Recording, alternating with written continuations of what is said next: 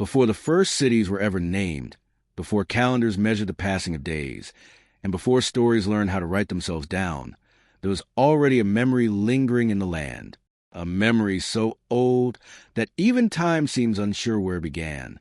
Imagine standing at the edge of a dense, breathing jungle, the air heavy with moisture, the ground soft beneath your feet, and a deep silence pressing gently against your ears.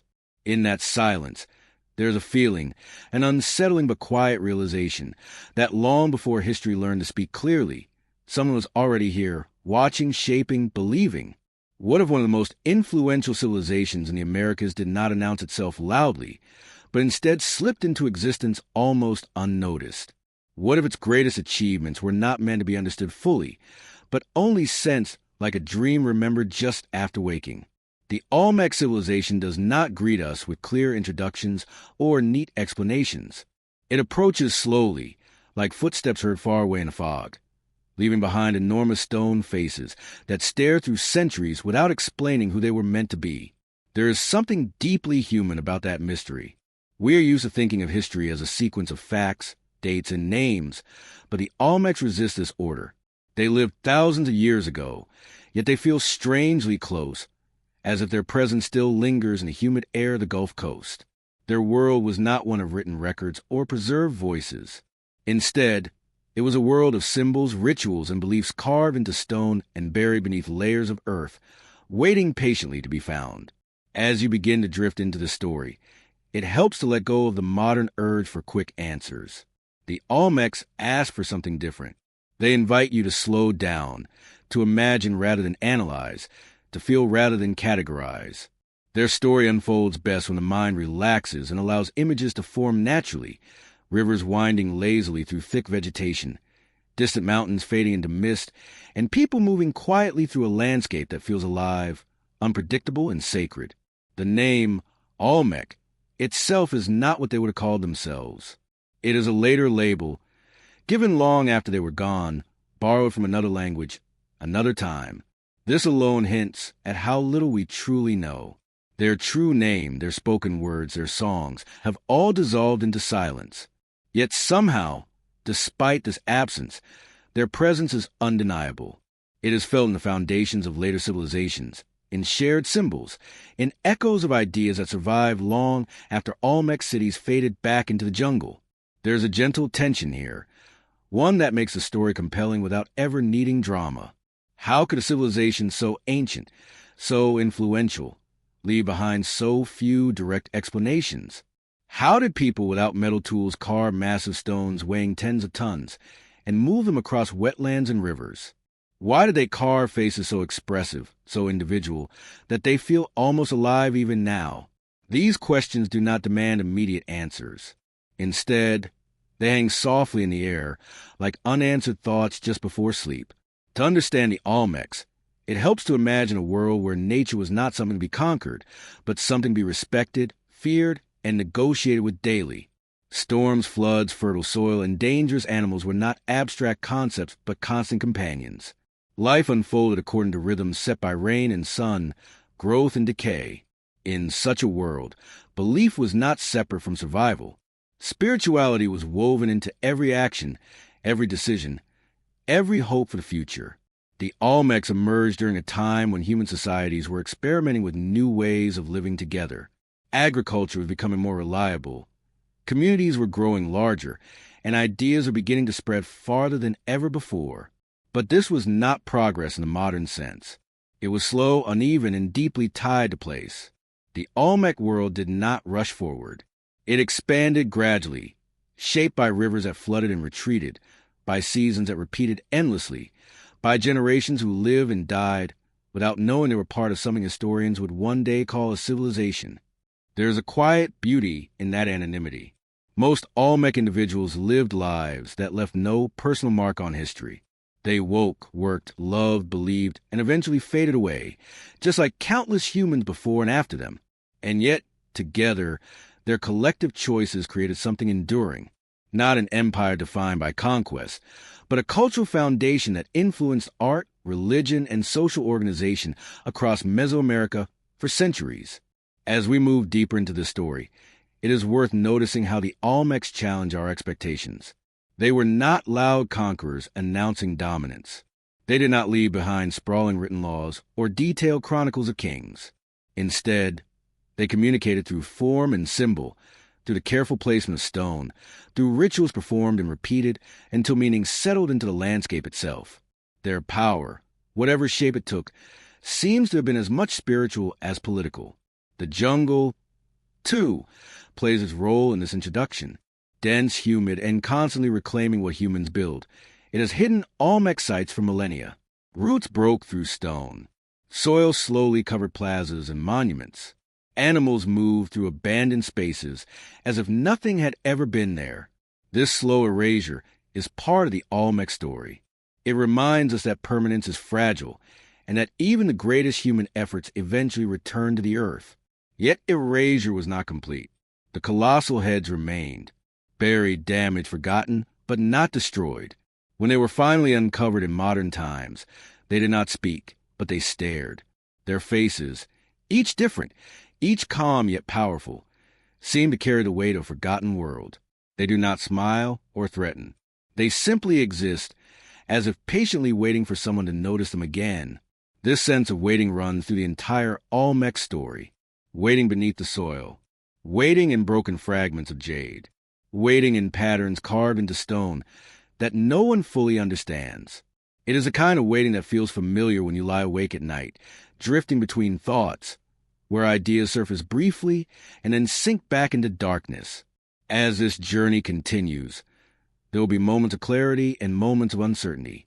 Some things about the Olmecs can be described with reasonable confidence. Others remain open to interpretation.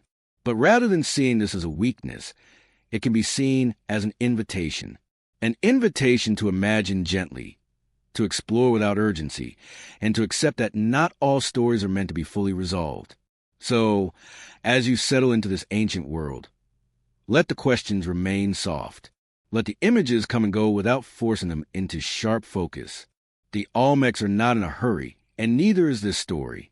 Their history unfolds best when approached slowly, like a river moving through lowland forests, carrying fragments of memory toward the present, asking only that you listen quietly as it flows. The land that shaped the Olmecs did not reveal itself easily. It was a place where water and earth constantly negotiated control, where rivers overflowed their banks without warning, and where dense forests pressed in from every direction. To understand the Olmec world, it helps to picture this landscape not as a background, but as a living presence, one that breathed, shifted, and demanded respect. Long before cities rose or monuments were carved, this land was already setting the rules for those who would call it home.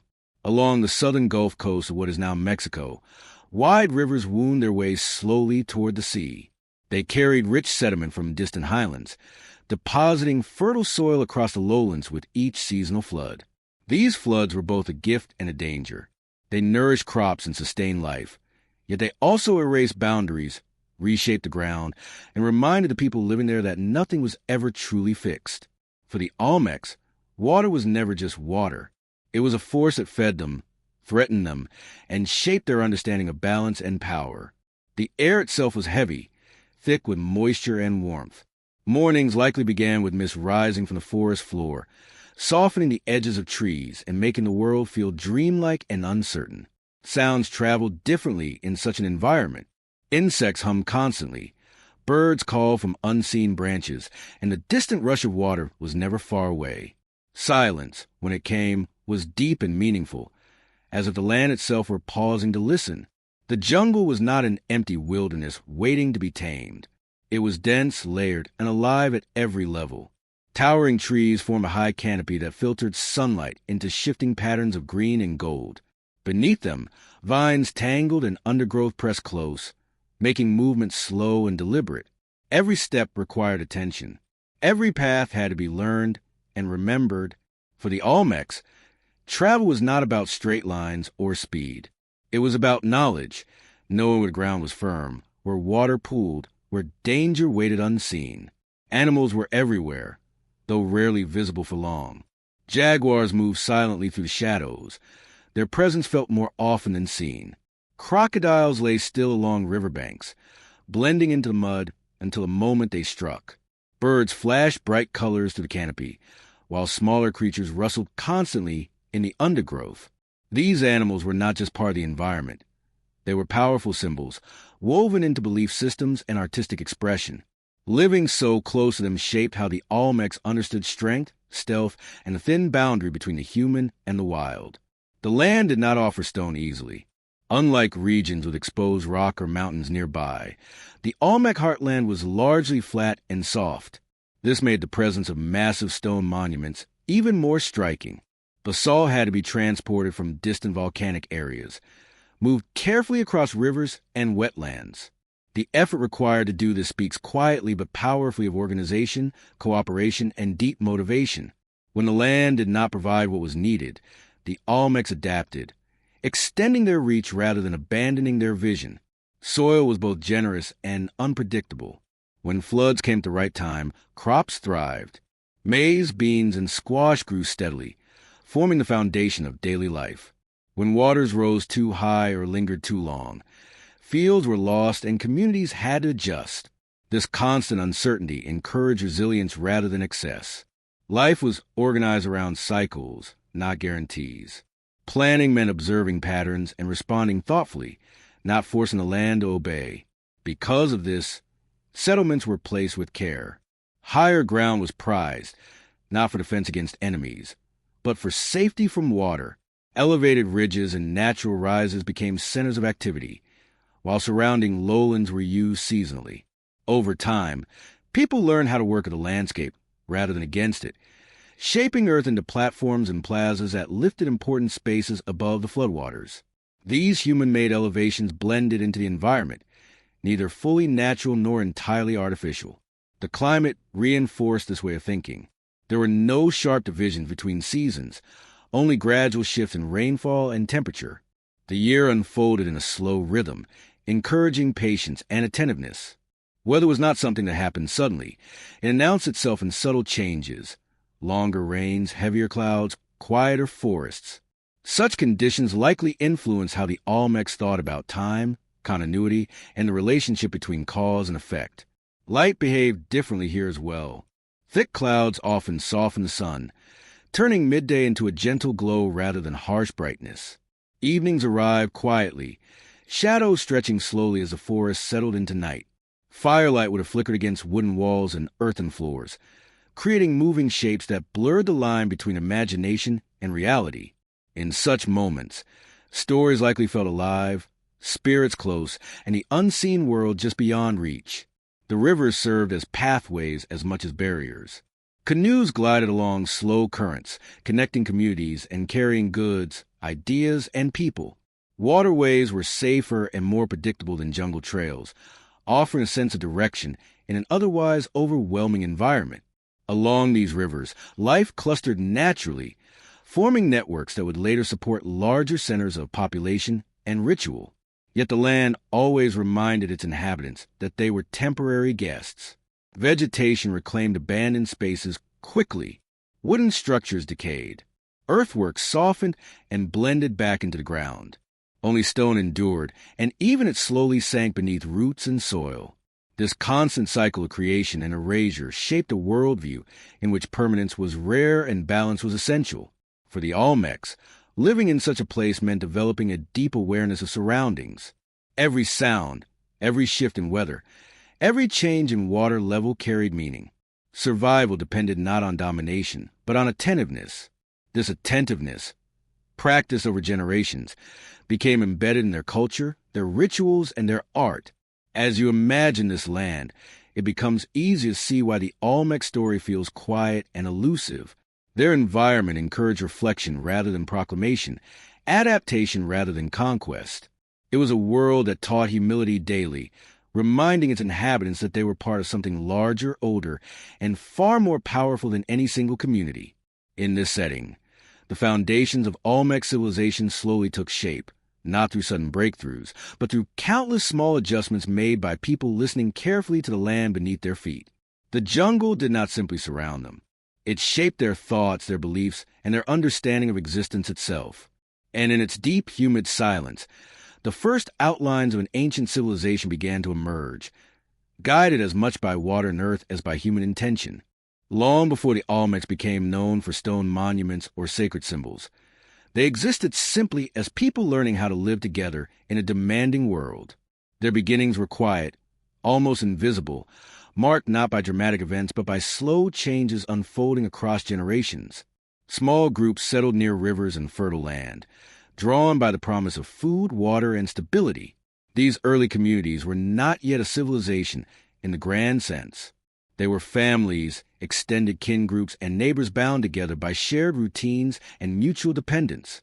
Life at this stage followed the natural rhythms of the land. Days were shaped by sunlight and weather rather than clocks or calendars. People woke with the sounds of insects and birds, tending fields, fishing rivers, gathering plants, and caring for children. Knowledge passed not through written instruction, but through observation and memory. A child learned where to plant by watching elders prepare the soil. They learned when to harvest by noticing subtle changes in the color of leaves or the behavior of animals. Over time, this accumulated understanding became a shared wisdom that guided entire communities. Agriculture slowly became more reliable, though it never felt entirely secure. Maize, beans, and squash formed the heart of their diet, grown in fields carefully tended to survive seasonal flooding. Farming required cooperation. Clearing land, planting, and harvesting were communal efforts, reinforcing bond between families. Success depended not on individual strength, but on collective effort and trust.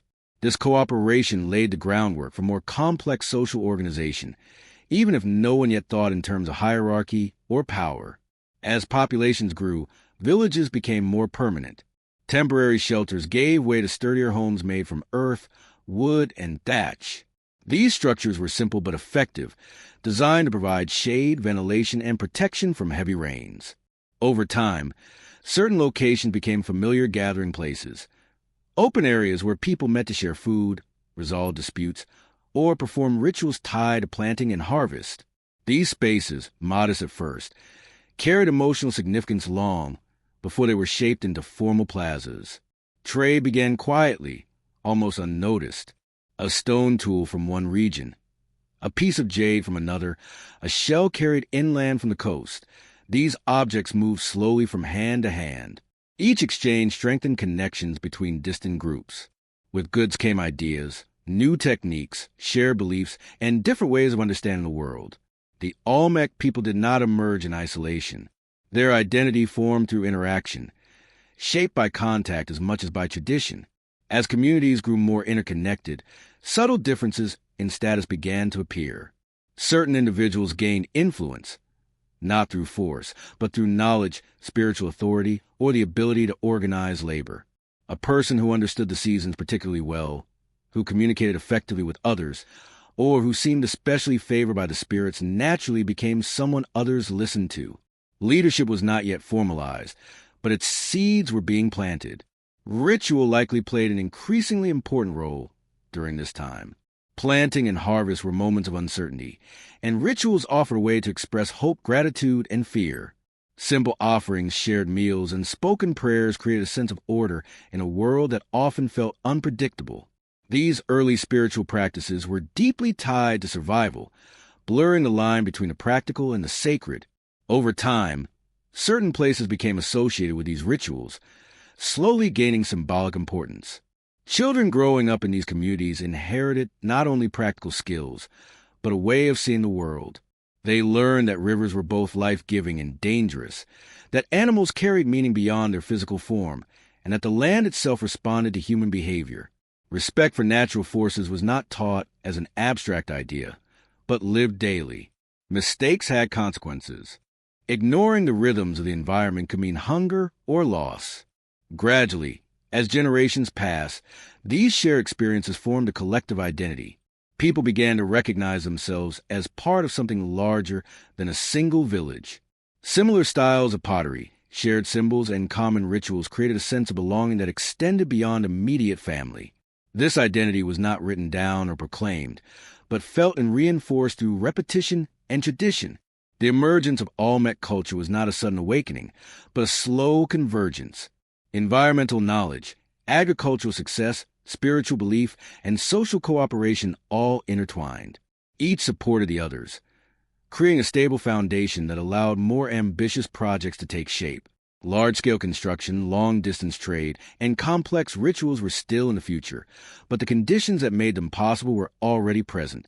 What makes this phase of Olmec history especially compelling is how ordinary it was. There were no grand declarations marking the beginning of a civilization. No single leader claimed authority over vast territories. Instead, countless small decisions accumulated over time. A field planted here, a ritual performed there, a trade route extended slightly farther. Together, these choices slowly transformed scattered communities into a connected cultural world. Memory played a crucial role in this transformation. Without writing, the past lived in stories, songs, and shared practices. Elders carried the knowledge of previous seasons, past floods, successful harvests, and failed experiments. Their memories guided future decisions, providing continuity across generations. Forgetting was dangerous. Remembering was survival. This deep reliance on memory may explain why symbolism and ritual became so central in later Olmec culture. As villages expanded, they began to alter the landscape in subtle ways. Paths formed where people walked repeatedly. Fields reshaped the soil. Small mounds rose where earth was piled deliberately, lifting important spaces above floodwaters. These changes were modest, but they marked a shift. Humans were no longer just adapting to the land. They were beginning to shape it intentionally, though always with caution. There was also an emotional dimension to this growth. As communities became more stable, people likely felt a stronger attachment to place. A village was no longer just a temporary stop, but home tied to ancestors and shared history. Burial practices may have reflected this growing sense of belonging, reinforcing the idea that the land held not only the living, but the memory of those who came before. Through all of this, change remained slow. The Olmec people did not rush toward complexity. They moved at a pace set by the environment and by human limits. This gradual development allowed ideas to settle deeply, becoming part of everyday life rather than imposed systems. By the time recognizable Olmec centers emerged, their culture was already mature, shaped by centuries of quiet growth. As this early chapter closes, the Olmecs stand on the threshold of transformation. They are no longer just small, scattered communities. They're becoming something more connected, confident, and capable of shaping a shared world. The great achievements often associated with the Olmecs have not yet appeared, but their foundations are firmly in place, rooted in patience, cooperation, and an intimate understanding of the land they called home. As generations passed and communities grew more confident in their ability to survive, certain places began to stand out from the rest. These were not chosen at random. They were locations where the land offered subtle advantages: slightly higher ground, access to rivers, and space enough for people to gather. Over time, these places drew more attention, more labor, and more meaning. Among them, one site slowly emerged as something different, something quietly powerful. This place would later be known as San Lorenzo. At first, San Lorenzo was not a city in the way modern minds imagine one. It was a settlement shaped gradually, its importance growing through repeated use rather than sudden design. Families settled nearby, drawn by fertile land and reliable water.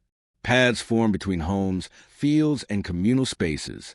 Over time, these paths became familiar routes, worn into the earth by countless footsteps.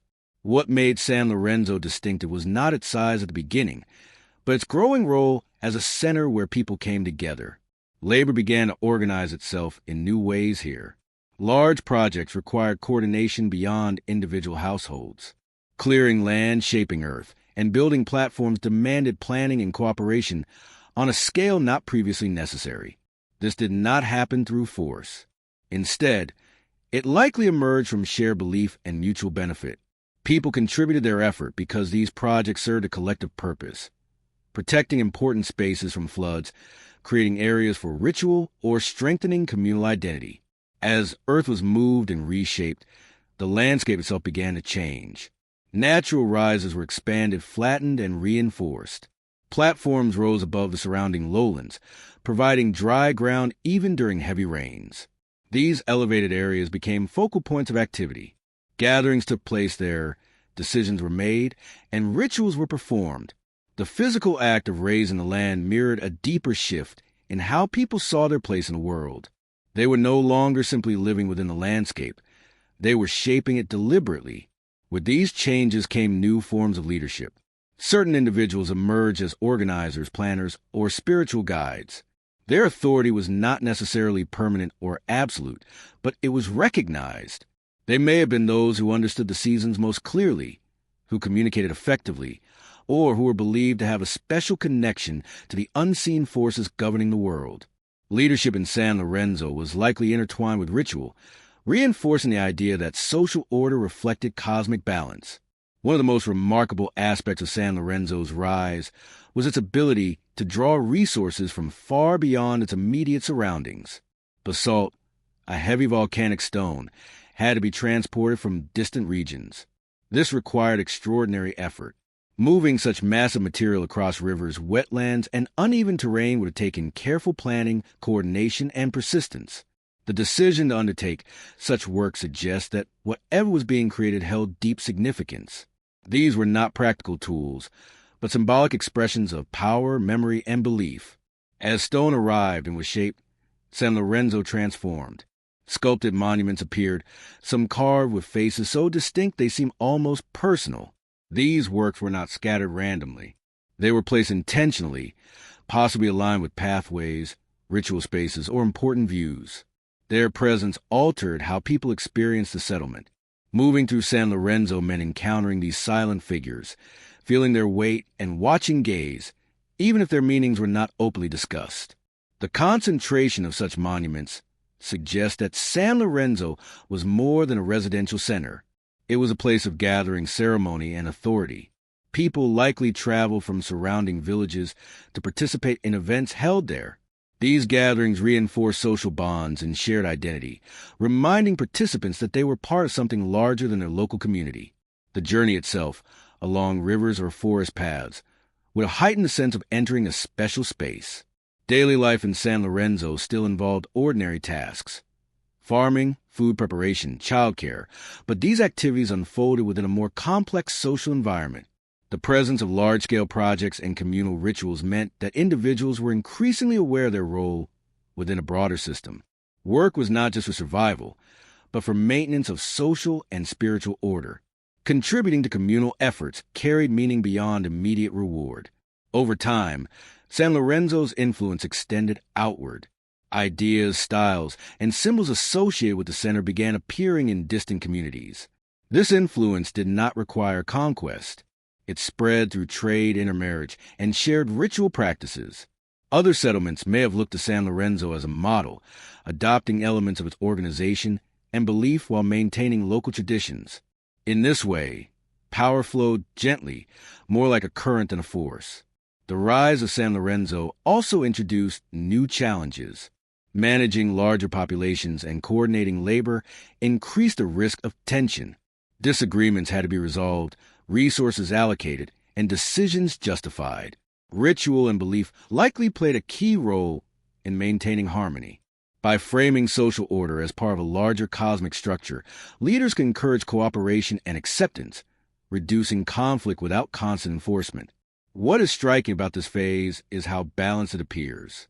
Growth did not immediately lead to excess.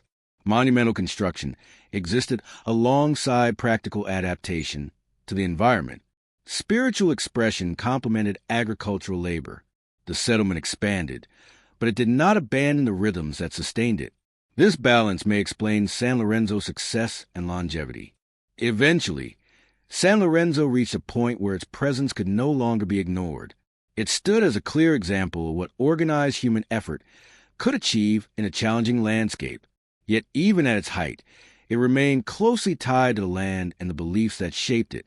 Its power was not loud or aggressive. It was expressed through stone, earth, and shared experience. As this chapter of the Olmec story unfolds, San Lorenzo represents a turning point.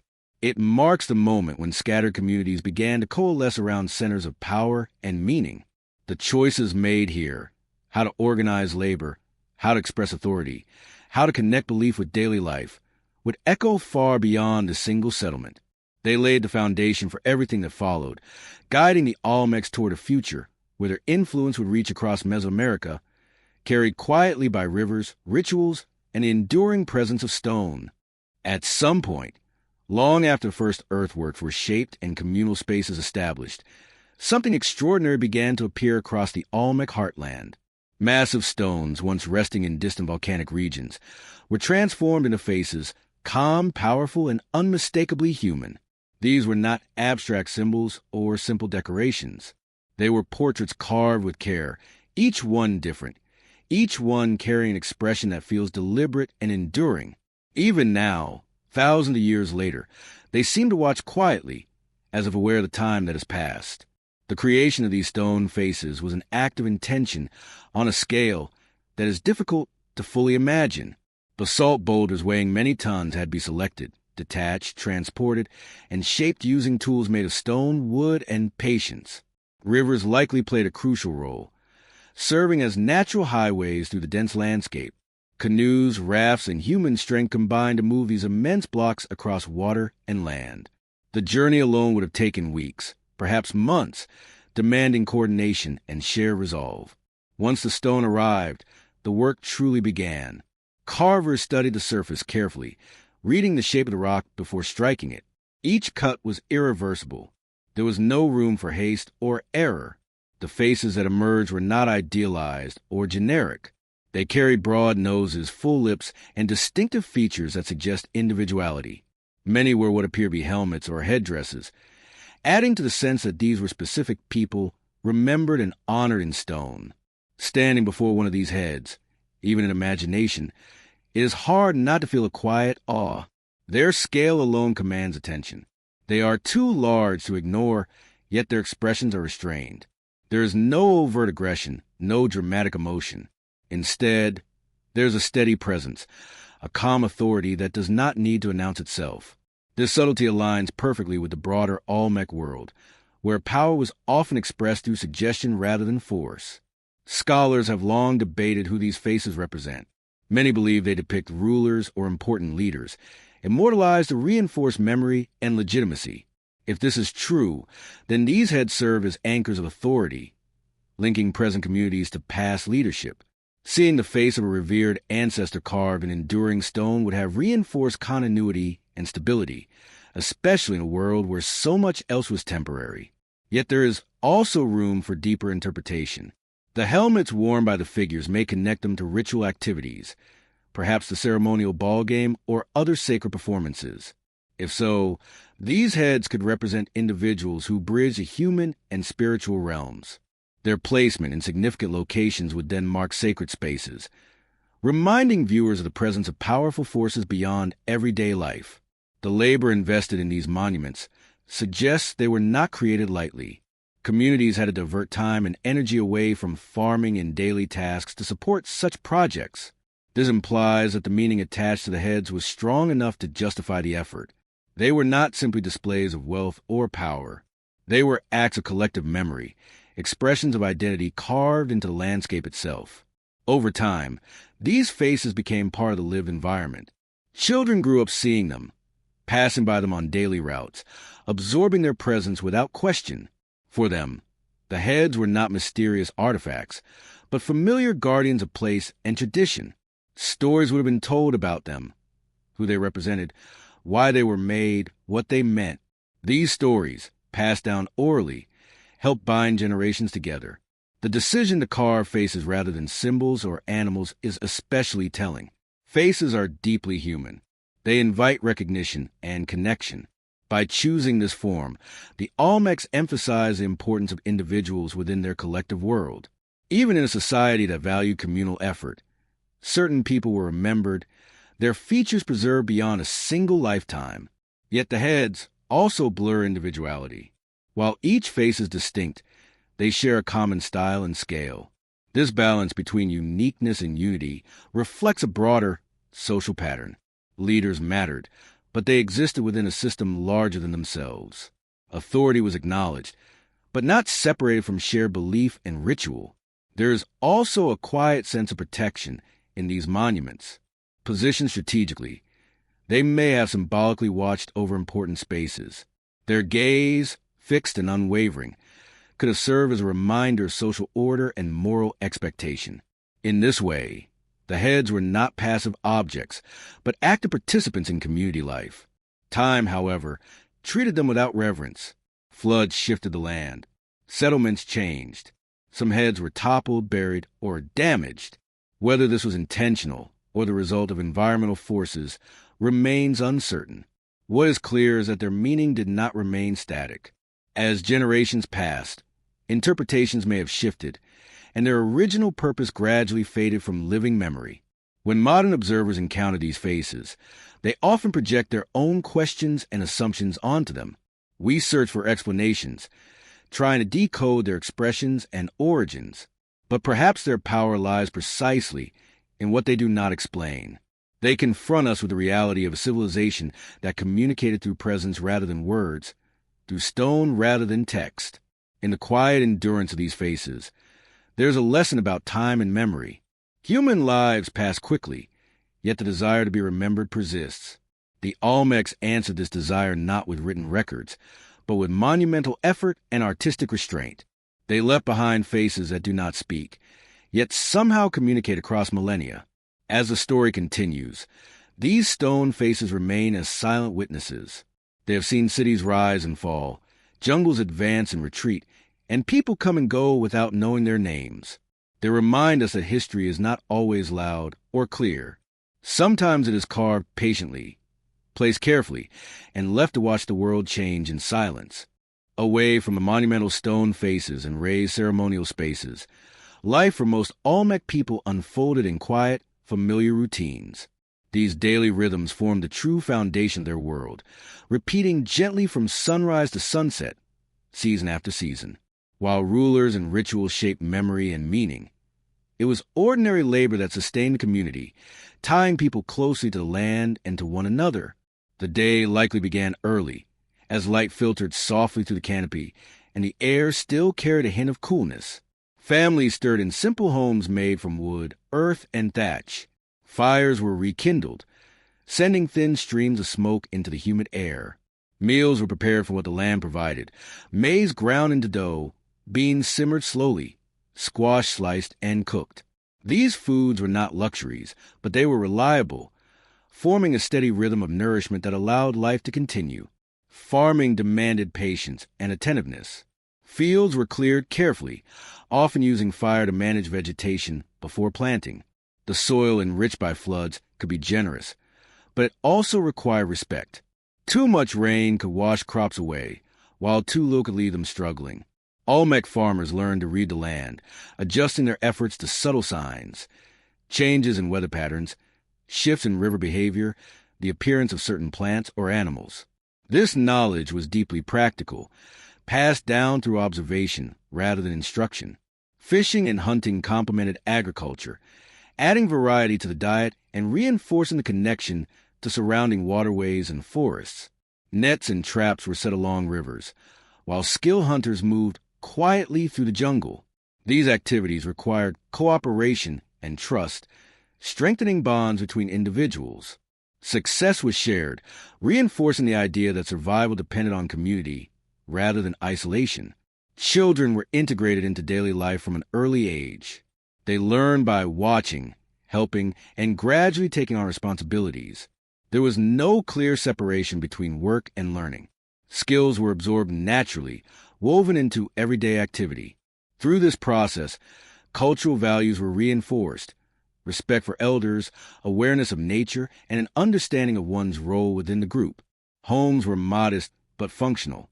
They provided shelter from rain and sun, spaces for rest and social interaction. Life was lived largely outdoors, with homes serving as anchors rather than enclosed retreats. Neighbors were close, both physically and socially. Conversation, shared tasks, and communal meals created a strong sense of belonging. Disputes, when they arose, were likely addressed through discussion and mediation rather than formal authority. Clothing was simple, suited to the warm, humid climate. Materials came from plant fibers and animal skins, shaped into garments that allowed freedom of movement. Decoration, when used, carried meaning. Body paint, ornaments, or specific patterns may have signaled age, role, or participation in ritual. Even in daily life, identity was expressed subtly, blending practicality with symbolism. Tools were crafted carefully and maintained with care. Stone blades, wooden implements, and ceramic vessels were essential to daily tasks.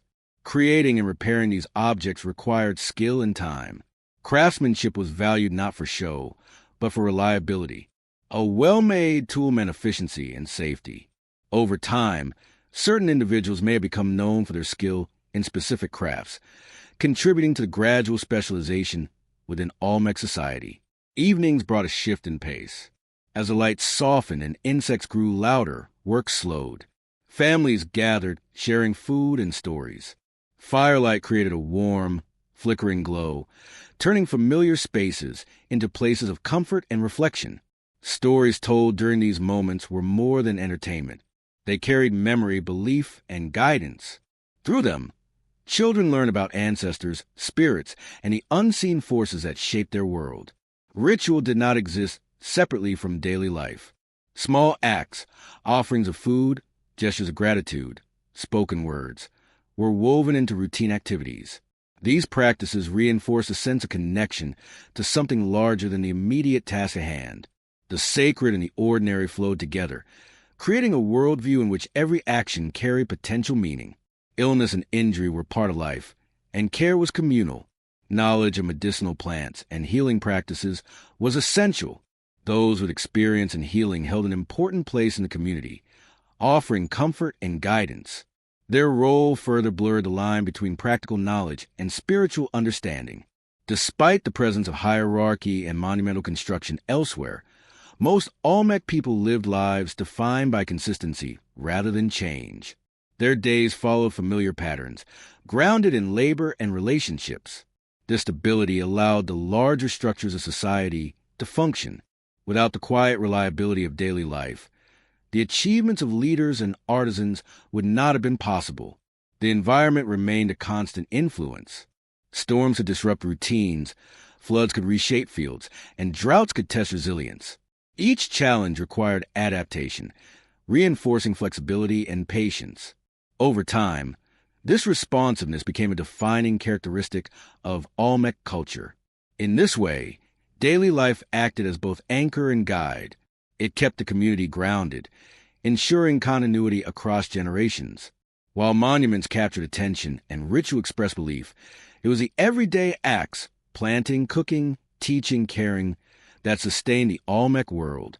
Through these quiet routines, the civilization endured, not as a distant abstraction, but as a living, breathing network of human lives intertwined with the land around them. Beyond the visible routines of planting, building, and gathering, there existed another layer of the Olmec world, one that could not be touched or measured, yet was felt in every moment of life. This was a sacred dimension, woven quietly into daily experience, shaping how people understood themselves, their surroundings, and the forces that govern existence. For the Olmecs, the world was not divided into the spiritual and the practical. Everything belonged to the same living system, where unseen powers moved alongside rivers, animals, and human beings. Nature was not neutral. It was alive with intention. Rain did not simply fall. It arrived as a gift or a warning. Floods were not accidents, but messages. The sun, the earth, the jaguar in the forest, and the serpent slipping through undergrowth all carried meaning. To live well meant recognizing these meanings and responding appropriately. This belief created a deep attentiveness to the environment, where observation was as much a spiritual practice as a practical one. Sacred places emerged naturally within the landscape. Certain hills, springs, or groves felt different, quieter, heavier, or more powerful. These places became sites of ritual, where people gathered to seek balance, guidance, or protection. Over time, some of these natural spaces were shaped by human hands, raised into platforms or marked with stone, reinforcing their significance. Yet even as they were altered, their power was believed to come from the land itself, not from human construction.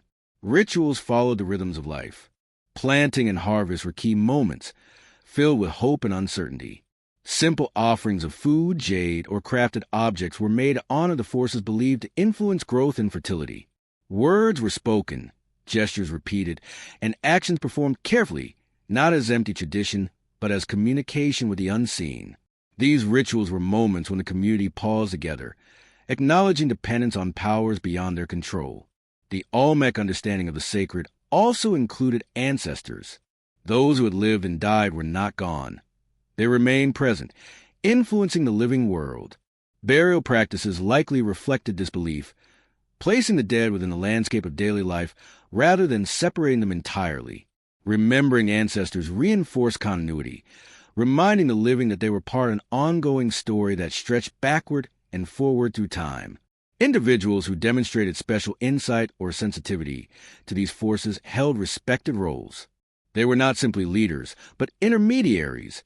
People believed to understand signs, interpret dreams, or communicate with spirits.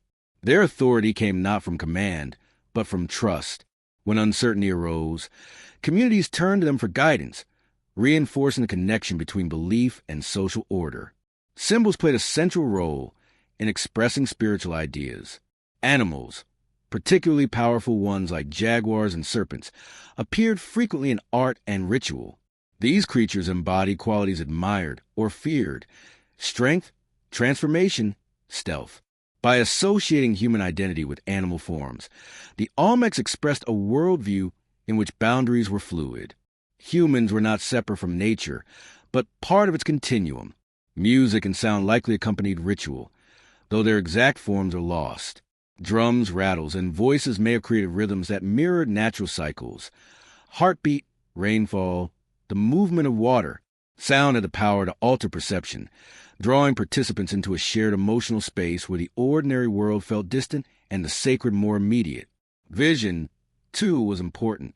The play of light and shadow, the glow of fire, and the movement of smoke all contributed to ritual atmosphere. These elements blurred edges, softened reality, and opened space for imagination and belief.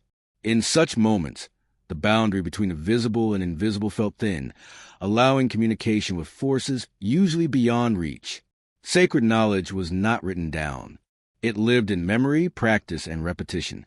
Each generation learned rituals by participating in them, absorbing meaning through experience rather than explanation. This method ensured continuity, while allowing subtle change. Practices could adapt to new circumstances without losing their core significance. There was also a sense of balance at the heart of Olmec spirituality. Forces were not purely good or evil. They were powerful and needed respect. Maintaining harmony required constant attention.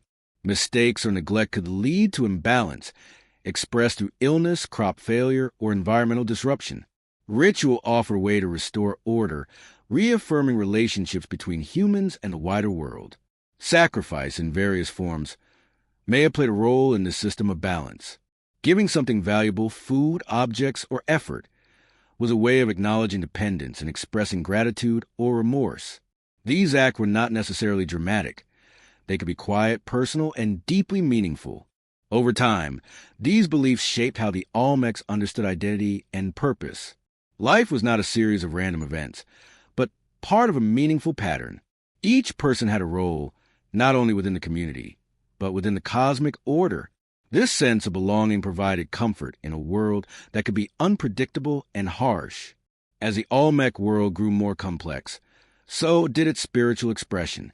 Larger rituals, more elaborate symbols, and dedicated ceremonial spaces emerged. Yet the core remained the same, a deep awareness of connection, balance, and respect for forces beyond human control. In this sacred worldview, fear and comfort existed together. The unknown was both threatening and protective. By engaging with it through ritual and belief, the Olmecs found a way to live with uncertainty. Their spirituality did not eliminate risk or hardship, but offered meaning, transforming survival into participation in a larger, living universe. This unseen dimension shaped everything that followed. It guided leadership, justified labor, and infused art with significance. To understand the Olmecs, one must listen not only to what they built, but to what they believed, quietly, deeply, and with a sense of reverence that still echoes to the remnants they left behind. Among all the symbols that emerged in the Olmec world, none feels as unsettling or as quietly powerful as the figure often described as the word jaguar. It appears again and again in stone carvings, jade figurines, and sculpted reliefs, its features blending human softness with something distinctly animal. The eyes seem heavy-lidded, the mouth downturned, the face caught somewhere between calm and transformation. It does not roar or threaten. Instead, it exists in a liminal state, hovering between worlds, inviting interpretation without ever offering certainty. To the Olmecs, the jaguar was not simply an animal. It was a presence, silent, powerful, and elusive. It moved through the jungle with ease, active when humans slept, unseen yet always near. To encounter a jaguar in the wild was rare, and to survive such an encounter would have felt like a message from forces beyond ordinary understanding. Over time, the jaguar became associated with strength, fertility, rain, and the hidden workings of the earth. It represented power that did not need to announce itself. The merging of human and jaguar traits in Olmec art suggests a belief that identity was not fixed. A person could, under certain conditions, cross boundaries and take on qualities of another being. This idea did not necessarily imply physical transformation in the literal sense. Instead, it reflected a spiritual reality where essence and form were fluid. To embody the jaguar was to access its abilities, its perspective, and its connection to the unseen world. The word jaguar figures often appear with features that feel intentionally ambiguous. Their mouths curve downward, as if mid-breath or mid-sound. Their eyes are closed or half open, suggesting inward focus rather than outward awareness. Some appear infant-like, small and vulnerable, yet marked by jaguar traits. This combination of power and fragility adds to their unsettling presence. They do not dominate. They endure. In Olmec belief, the world itself may have been layered. There was the everyday realm of human activity, the natural realm of animals and landscape, and a deeper, hidden realm where spirits move freely. The word jaguar seems to belong to all three at once. It is a reminder that boundaries are not absolute, and that movement between realms is possible, though not without cost or consequence. Some interpretations suggest that the word jaguar represents a rain or fertility deity, linking the jaguar's association with water and caves to agricultural success. In a land where rain determined survival, such a being would have held immense significance. Rituals invoking this power may have sought balance rather than control, asking for harmony between human need and natural force. Others believe the word jaguar reflects elite identity, perhaps symbolizing rulers or shamans who claimed spiritual authority through transformation. In this view, leaders were not separate from the sacred, but embodiments of it. Their power came not from domination, but from their ability to move between worlds, to understand and mediate unseen forces on behalf of the community. What is striking is how consistently this figure appears across Olmec sites, suggesting a shared understanding that transcended individual communities. Despite variations in style and material, the essence remains recognizable. This continuity hints at a deeply rooted belief, one that shaped identity, ritual, and social order over centuries. The creation of these figures required skill and intention. Jade, in particular, was prized for its color, hardness, and symbolic associations. Carving it was slow, demanding patience and precision. Choosing to depict the word jaguar in such material suggests reverence. These were not casual objects. They were meant to be held, worn, or placed in meaningful contexts, perhaps during rituals or as offerings.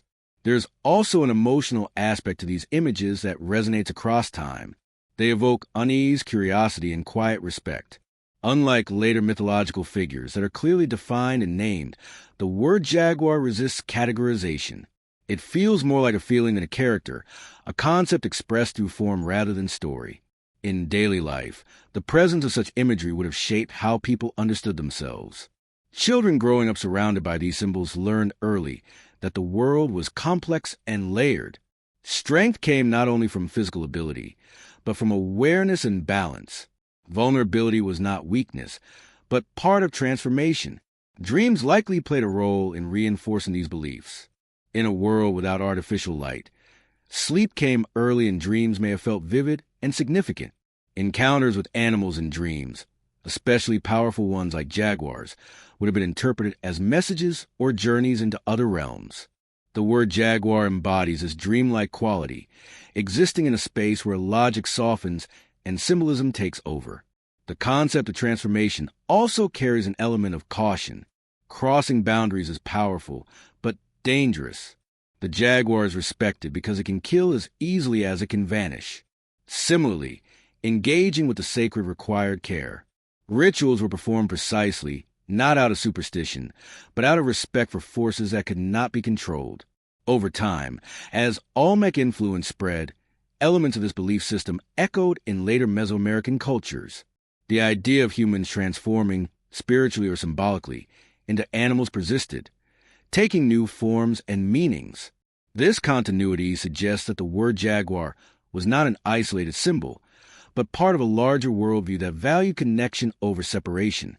Yet despite centuries of study, the full meaning of the word jaguar remains just out of reach.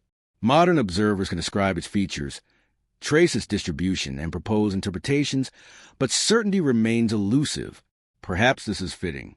The word jaguar belongs to a worldview that accepted mystery as part reality.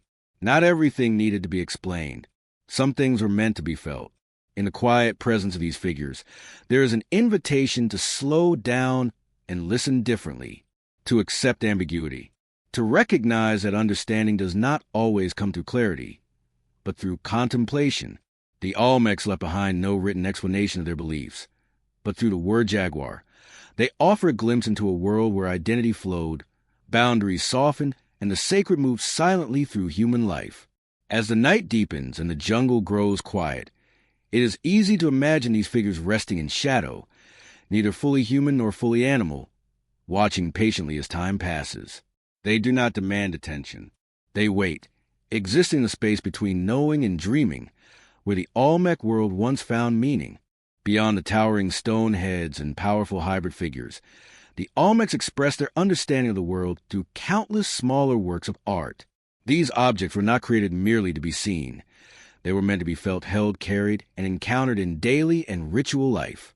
Art, for the Olmecs, was not separate from meaning. It was a language, quiet, symbolic, and deeply personal, through which ideas were shared without words. Stone, jade, clay, and shell became mediums of expression, each chosen with care. Jade, in particular, held special significance.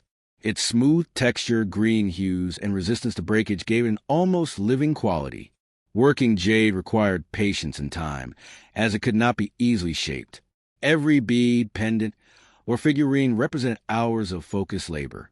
This investment alone suggests that these objects mattered deeply, carrying meaning far beyond decoration. Many Olmec carvings depict faces, bodies, or partial forms, often with subtle variations that invite interpretation. A slight tilt of the head, the curve of a mouth, or the shape of the eyes could suggest mood, status, or transformation. These details were not accidental. They were deliberate choices made by artists who understood the power of suggestion.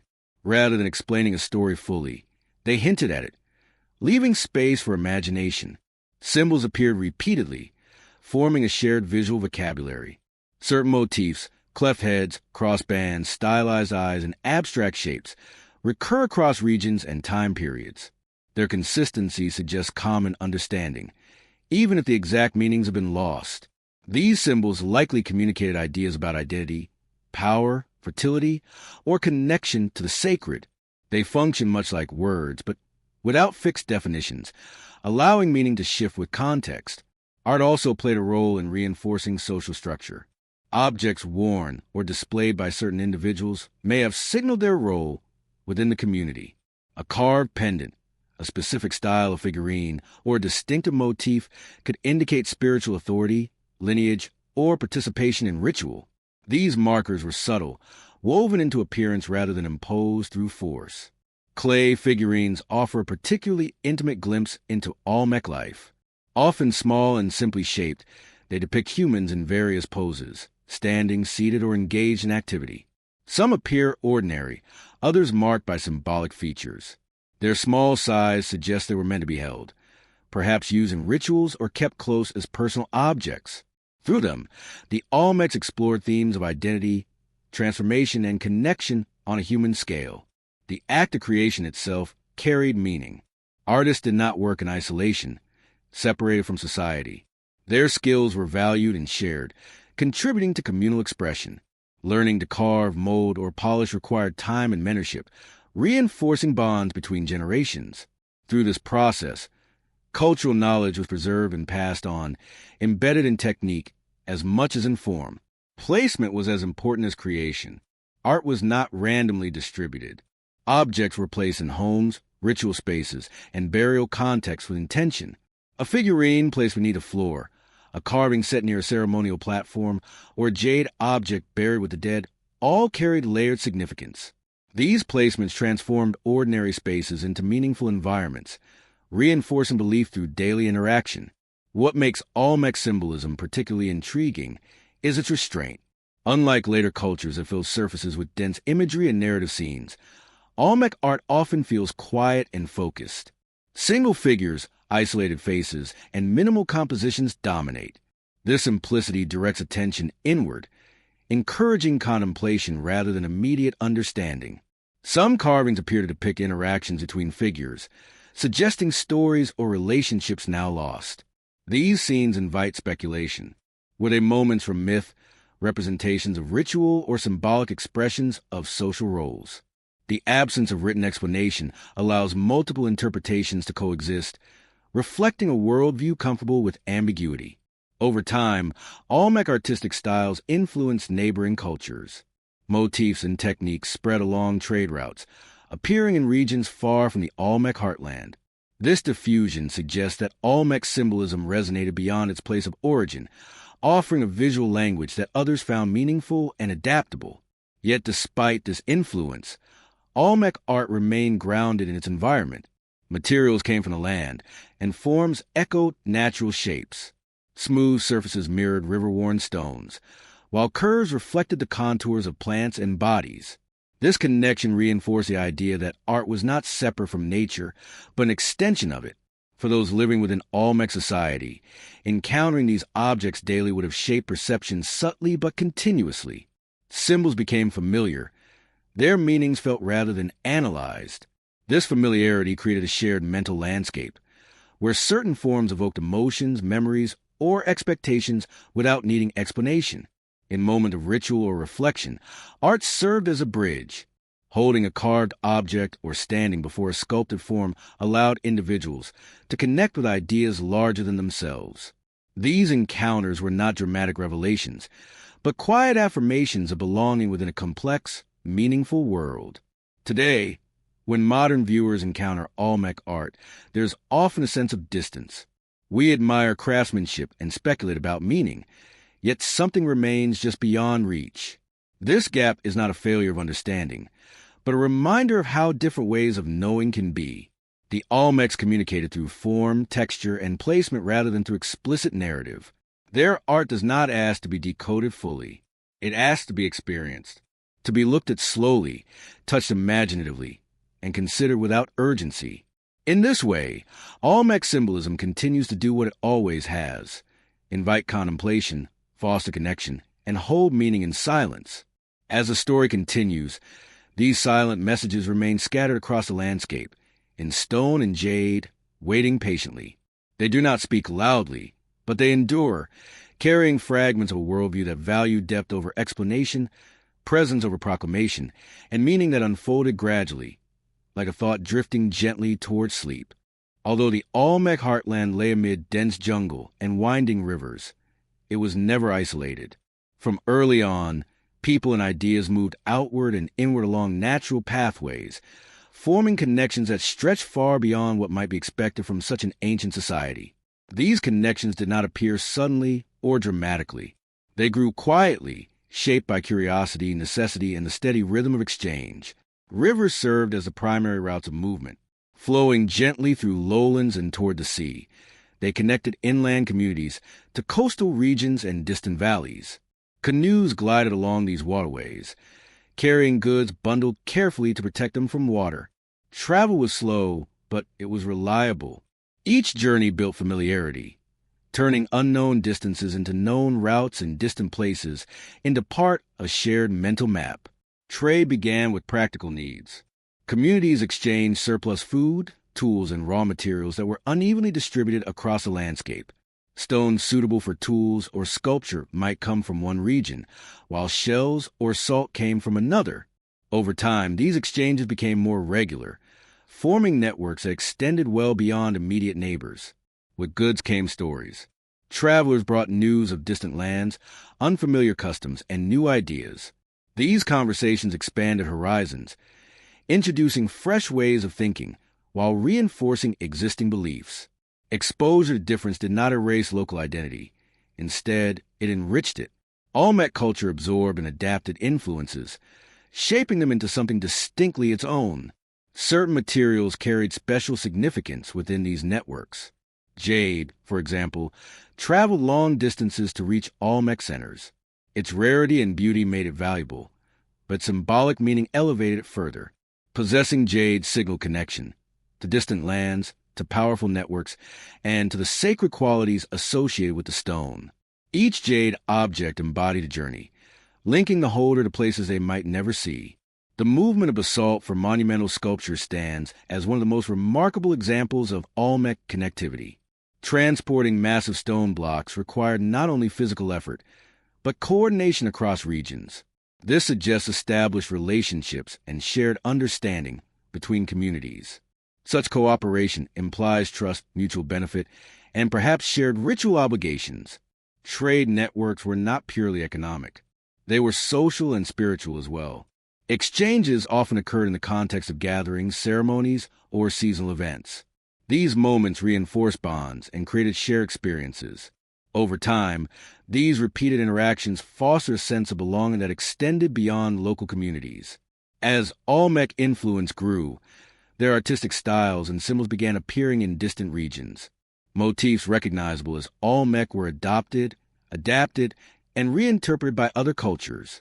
This diffusion did not require domination or conquest. It occurred through admiration, shared belief, and the desire to participate in a broader cultural world. This process was not one-directional. The Olmecs themselves were influenced by the people they interacted with. New materials, techniques, and ideas entered their world, subtly shaping their practices. Culture remained dynamic, evolving through contact rather than remaining static. Geography shaped these interactions. Mountain ranges, rivers, and coastlines directed movement, creating natural corridors of exchange. Communities located at key junctions became hubs of activity, facilitating trade and communication. These hubs gained importance not because of military strength, but because of their position within the network. Trust played a crucial role. Long-distance exchange required confidence that goods would be valued and that relationships would be honored. Rituals, shared symbols, and mutual recognition likely helped establish and maintain this trust. By participating in shared cultural practices, communities signal their reliability as partners. The spread of Olmec influence raises questions about identity. What did it mean to be Olmec in a world of interconnected cultures? Identity was likely flexible, defined by participation rather than strict boundaries. To share symbols, rituals, or artistic styles was to signal belonging, even if local traditions remained distinct. This openness may explain why Olmec culture became foundational for later Mesoamerican civilizations. Rather than imposing rigid systems, it offered adaptable frameworks. Ideas about ritual, symbolism, and social organization could be adopted and reshaped, creating continuity without uniformity. Trade networks also carried risk. Travel exposed individuals to unfamiliar environments, potential conflict, and uncertainty. Yet the benefits outweighed the dangers. Access to rare materials enhanced status and ritual life. Exposure to new ideas stimulated creativity and resilience. Over time, these networks created a sense of shared world. The Olmecs were part of a broader landscape of human interaction, connected by rivers, trails, and mutual curiosity. Their civilization did not exist in isolation, but as a node within a vibrant web of exchange. In this way, the Olmec world extended far beyond its physical boundaries. Through trade and connection, their influence flowed outward, shaping distant cultures, while influences flowed inward, enriching their own. This gentle movement of goods and ideas left no single moment of transformation, but a gradual blending that unfolded over centuries. As night settles over this interconnected world, one can imagine travelers resting beside rivers, goods secured, fires burning softly. In these quiet moments, far from monumental centers, the true strength of the Olmec network reveals itself, not in force or expansion, but in the patient weaving of relationships that carried their influence far beyond the jungle, into the shared memory of an entire region. As time moved forward and generations passed, the center of Olmec life began to shift. San Lorenzo, once vibrant and commanding, slowly lost its prominence. This change did not come as a sudden collapse or dramatic upheaval. Instead, it unfolded gradually, almost quietly, as attention and activity drifted toward another place that would come to define a new chapter in Olmec history. This place, later known as La Venta, rose not by replacing the past, but by reshaping it. La Venta occupied a different kind of landscape. While still surrounded by wetlands and jungle, it sat on a long natural ridge that offered stability and visibility. This elevated position reduced the threat of flooding and provided a sense of permanence. From this ridge, the surrounding land could be seen and understood in relation to the center. Geography itself seemed to invite a new way of organizing space and meaning. The movement toward La Venta likely reflected a combination of environmental, social, and spiritual factors. Changes in river patterns or soil conditions may have made San Lorenzo less favorable over time. At the same time, growing populations and evolving beliefs required new forms of expression. La Venta offered both practical advantages and symbolic potential, allowing Olmec society to adapt without abandoning its core identity. As construction began, La Venta took shape with deliberate planning. Earth was moved and reshaped to create large platforms and ceremonial spaces. Unlike earlier centers, the layout of La Venta suggests a stronger emphasis on symmetry and alignment. Structures were placed with intention, creating sightlines and pathways that guided movement and focus. This organization reflects a maturing worldview, one increasingly concerned with order and cosmic balance. At the heart of La Venta stood a massive earthen mound, rising above the surrounding landscape. This structure, one of the largest of its kind in ancient Mesoamerica, dominated the site both physically and symbolically. It was not a building meant for habitation, but a monument of presence.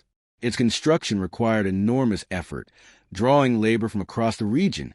The act of building it was as significant as its final form, reinforcing communal identity and shared purpose. Ceremonial spaces around the mound became focal points for ritual and gathering. Here, people came together to mark important moments, perform sacred acts, and reaffirm their connection to the unseen world. The scale of these spaces suggests gatherings larger than any single community, indicating La Venta's role as a regional center. Participation in these events strengthened bonds and reinforced shared belief. Art and symbolism at La Venta continued Olmec traditions while introducing new elements. Stone carvings, jade offerings, and carefully arranged deposits reflect both continuity and innovation. Familiar motifs appear alongside new expressions, suggesting that tradition was respected but not rigid. The Olmec worldview remained dynamic, capable of growth and adaptation. Leadership at La Venta appears to have been closely tied to ritual authority. Those who guided the community did so through spiritual legitimacy as much as organizational skill. Their power was expressed through ceremonies, symbols, and the ability to mobilize labor for collective projects. Authority flowed from the belief that leaders maintain balance between human society and cosmic forces. The shift to La Venta did not erase San Lorenzo's legacy. Instead, it absorbed and transformed it. Ideas, techniques, and memories carried forward, reshaped to fit new circumstances. This continuity provided stability during change, ensuring that the Olmec identity remained intact even as its expression evolved. La Venta's influence extended beyond its immediate surroundings. As a ceremonial and cultural hub, it attracted visitors from distant regions. These encounters facilitated exchange of goods, ideas, and beliefs, further spreading Olmec influence. The site became a place where the local and the regional intersected, reinforcing its importance. Daily life around La Venta continued much as before, grounded in agriculture and routine. Yet the presence of such a powerful center altered perception. Living near La Venta meant being constantly aware of larger forces at work, ritual cycles, communal obligations, and the rhythm of gatherings. This awareness shaped identity, linking individual lives to a broader social and spiritual framework. Over time, La Venta became synonymous with Olmec achievement. Its monuments and layout embodied a refined understanding of space, power, and belief. Yet even at its height, it retained the quiet restraint characteristic of Olmec culture. Grandeur was expressed through scale and alignment rather than decoration or excess. As centuries passed, the world continued to change. Environmental shifts, social dynamics, and external influences all played their part. Eventually, La Venta too would fade, its structure slowly reclaimed by earth and vegetation. But during its time, it stood as a testament to Olmec adaptability and vision. The rise of La Venta marks not an ending, but a transformation. It shows a civilization capable of learning from its past, responding to its environment, and reimagining itself without losing its core values. In this quiet evolution, the Olmecs demonstrated a resilience that would echo through Mesoamerican history, shaping cultures long after their own centers fell silent. As Olmec society grew more complex, time itself began to feel different. Certain moments stood apart from ordinary days, marked not by labor or routine, but by gathering, stillness, and intention. These moments were shaped by ceremony. Ritual did not interrupt life. It framed it, giving rhythm to the passing of seasons and anchoring human experience within a larger cosmic order. In the Olmec world, ceremonial time moved slowly and deliberately, inviting reflection rather than urgency. Ceremonial centers were designed to create this sense of separation from the everyday. Raised platforms, wide plazas, and carefully arranged spaces guided movement and attention. When people entered these areas, their steps slowed, voices softened, and awareness shifted. The ground itself felt different, elevated, shaped, and purposeful. These spaces were not meant to overwhelm, but to focus, drawing the mind towards shared meaning. Gatherings likely coincided with key moments in the agricultural cycle. Planting, harvest, and the transitions between wet and dry seasons were times of both hope and uncertainty. Coming together during these periods reinforced communal bonds and provided reassurance. Rituals acknowledged dependence on forces beyond human control, transforming anxiety into collective purpose. Preparation for ceremonies was an act of devotion in itself. Objects were crafted, spaces cleaned, and offerings gathered with care. Each step mattered. Attention to detail reflected respect for the unseen powers believed to influence outcomes. This preparation slowed time, shifting focus from immediate needs to long-term balance. During ceremonies, sound played an important role.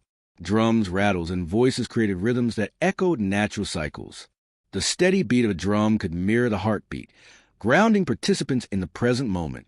Chants and calls may have risen and fallen, blending individual voices into a unified sound. In this shared rhythm, personal concerns softened, replaced by a sense of belonging. Movement was equally important. Processions, dances, and repeated gestures turned ritual into embodied experience. Participants did not simply watch.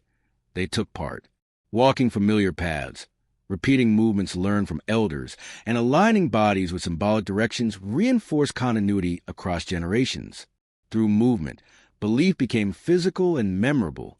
Fire and light transformed ceremonial spaces. Flames flickered, casting shifting shadows across faces and stone surfaces. Smoke rose, carrying offerings and prayers upward. These visual elements altered perception, creating an atmosphere where the boundary between ordinary and sacred felt thin. In such settings, time seemed to stretch, moments lingering longer than usual. Offerings varied in form and meaning. Food, crafted objects, and value materials were given not as transactions, but as gestures of respect and gratitude. To give something useful or beautiful was to acknowledge dependence and express trust. These offerings were often placed carefully, sometimes buried or arranged in patterns, ensuring that their significance endured beyond the moment. Some ceremonies may have been reserved for specific individuals, leaders, spiritual intermediaries, or those undergoing life transitions. Initiations, healings, and rites of passage marked important thresholds.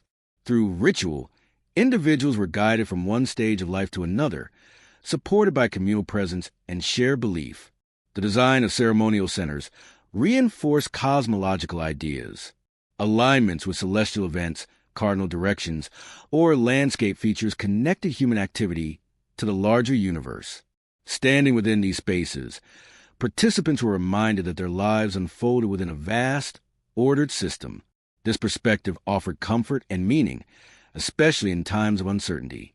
Ceremonial time also served as a space for memory. Stories of ancestors, past events, and shared origins were recalled and reenacted. Through repetition, these memories became part of the landscape, embedded in movement and place. The past was not distant. It was present, revisited through ritual. Importantly, ceremonies were not static. While core elements remained consistent, practices evolved over time. New symbols were introduced and old ones reinterpreted. This flexibility allowed Olmec spirituality to adapt without losing continuity. Ritual was a living tradition, responsive to changing circumstances. Participation in ceremonies reinforced social order. Roles were defined through action rather than decree. Who led, who prepared, and who followed reflected and reinforced community structure. Yet these roles were framed as service rather than dominance, emphasizing responsibility over control. For individuals, ceremonial experiences likely left lasting impressions.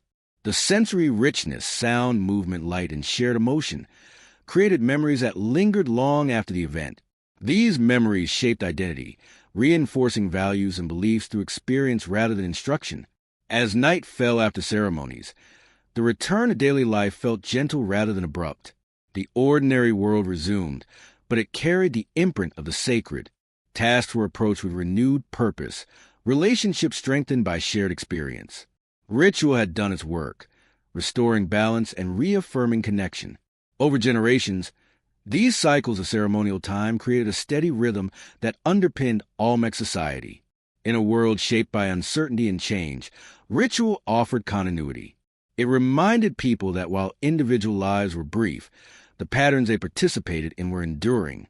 Today, the remnants of these ceremonial centers, raised platforms, plazas, and carefully arranged spaces, still evoke a sense of calm and focus. They speak not of spectacle, but of intention. They invite modern visitors to slow down, to imagine gatherings held in quiet reverence, and feel the gentle passage of ceremonial time that once gave shape to an ancient world. In this way, Olmec ritual was not about escape from reality, but about deeper engagement with it. By marking time through ceremony, the Olmecs found meaning in repetition, comfort in structure, and connection in shared experience. Their ceremonial centers stand as silent reminders that time, when approached with intention, can become sacred, and that in stillness, communities find their deepest strength. Despite their monumental achievements and far-reaching influence, the Olmecs left behind no long-written records to explain how they understood the world. There are no surviving books, no carved histories that speak clearly of names, dates, or events. And yet, this absence does not suggest a lack of knowledge. On the contrary, it hints at a different way of knowing, one that lived in memory, observation, and practice rather than in permanent text. Knowledge in the Olmec world was carried by people, not by pages. Elders remembered the patterns of seasons, the timing of floods, and the signs that preceded change. This knowledge was practical, refined through experience, and shared through demonstration rather than instruction. A child learned when to plant not by reading, but by watching the sky, the soil, and the behavior of animals alongside those who had done it many times before. Time itself was understood through cycles. The rising and setting of the sun, the phases of the moon, and the return of seasonal rains created a natural calendar. These rhythms did not require numbers or symbols to be meaningful. They were felt in the body and observed in the landscape. Over generations, the Olmecs developed an intuitive sense of timing that guided agriculture, ritual, and social life. Astronomical awareness likely played a role in this system of knowledge. The movement of celestial bodies provided reliable markers in an unpredictable world. Alignments within ceremonial centers suggest attention to solstices, equinoxes, or other significant events. This knowledge was not abstract. It was directly connected to survival, guiding decisions about planting, harvesting, and ritual timing. Without writing, memory became sacred. Stories were repeated carefully, their structure preserved through rhythm, repetition, and performance. Songs, chants, and ritual sequences acted as mnemonic devices, ensuring that essential information endured. Forgetting was dangerous. Remembering was responsibility. Symbols filled the space that writing might have occupied. Carved signs, repeated motifs, and visual patterns communicated ideas across generations. These symbols were not meant to be read in a linear way. They conveyed meaning through association, context, and familiarity. A single image could hold layers of significance, understood differently depending on who encountered it and when. The body itself became a vessel of knowledge. Through ritual movement, dance, and repeated gestures, understanding was encoded physically. Performing a sequence correctly was a form of remembering. Mistakes were corrected gently, ensuring continuity. This embodied knowledge created a deep connection between belief and action. Craftsmanship also served as a form of teaching. Techniques were passed down through apprenticeship, with learners observing masters over long periods. The process was slow, emphasizing patience and attention. Each completed object carried within it the accumulated knowledge of those who had shaped similar forms before. The absence of writing may have encouraged flexibility. Knowledge could adapt subtly as circumstances changed, without the constraint of fixed text. Stories evolved, rituals adjusted, and practices shifted while maintaining continuity. This adaptability contributed to Olmec resilience, allowing them to respond to environmental and social changes without losing coherence. Leadership depended on this shared understanding. Authority rested not on documented law, but on demonstrated knowledge and spiritual insight. Leaders were trusted because they embodied tradition and understood the rhythms of the world. Their legitimacy came from participation and memory rather than decree. This way of knowing also fostered community. Knowledge was not owned by individuals, but shared collectively. It lived in gatherings, rituals, and daily interaction. Everyone contributed to its preservation, reinforcing interdependence. Modern observers often find this absence of writing frustrating. We search for clear explanations and definitive timelines.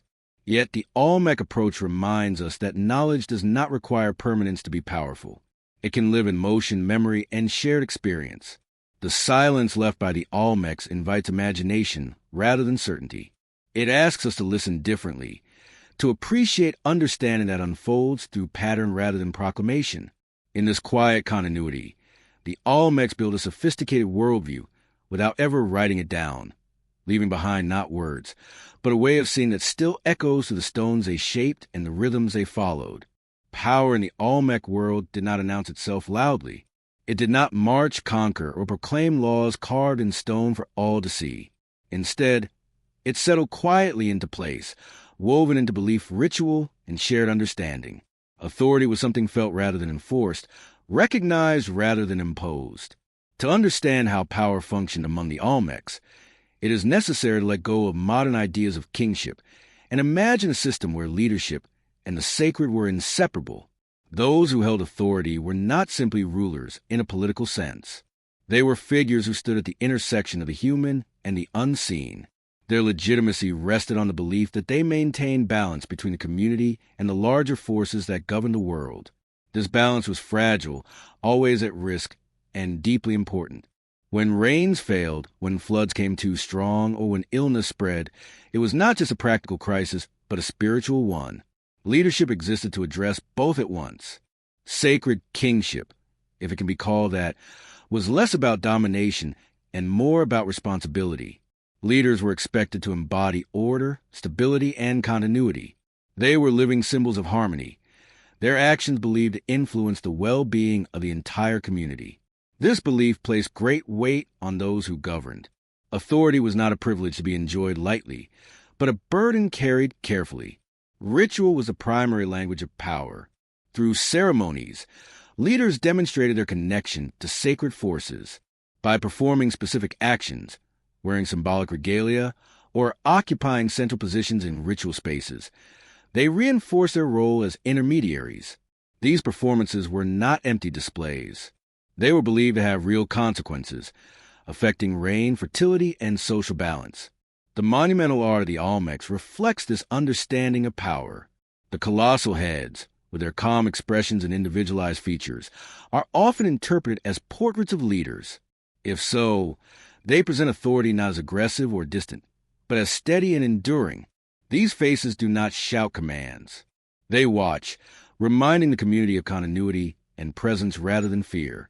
Leadership was likely inherited in some form, but inheritance alone was not enough. Legitimacy required ongoing affirmation through ritual success and social harmony. A leader who failed to maintain balance risked losing trust. This system created a feedback loop between belief and authority, where power depended on performance as much as lineage. The connection between leadership and the sacred extended into daily life. Decisions about agriculture, construction, and trade were framed within spiritual understanding.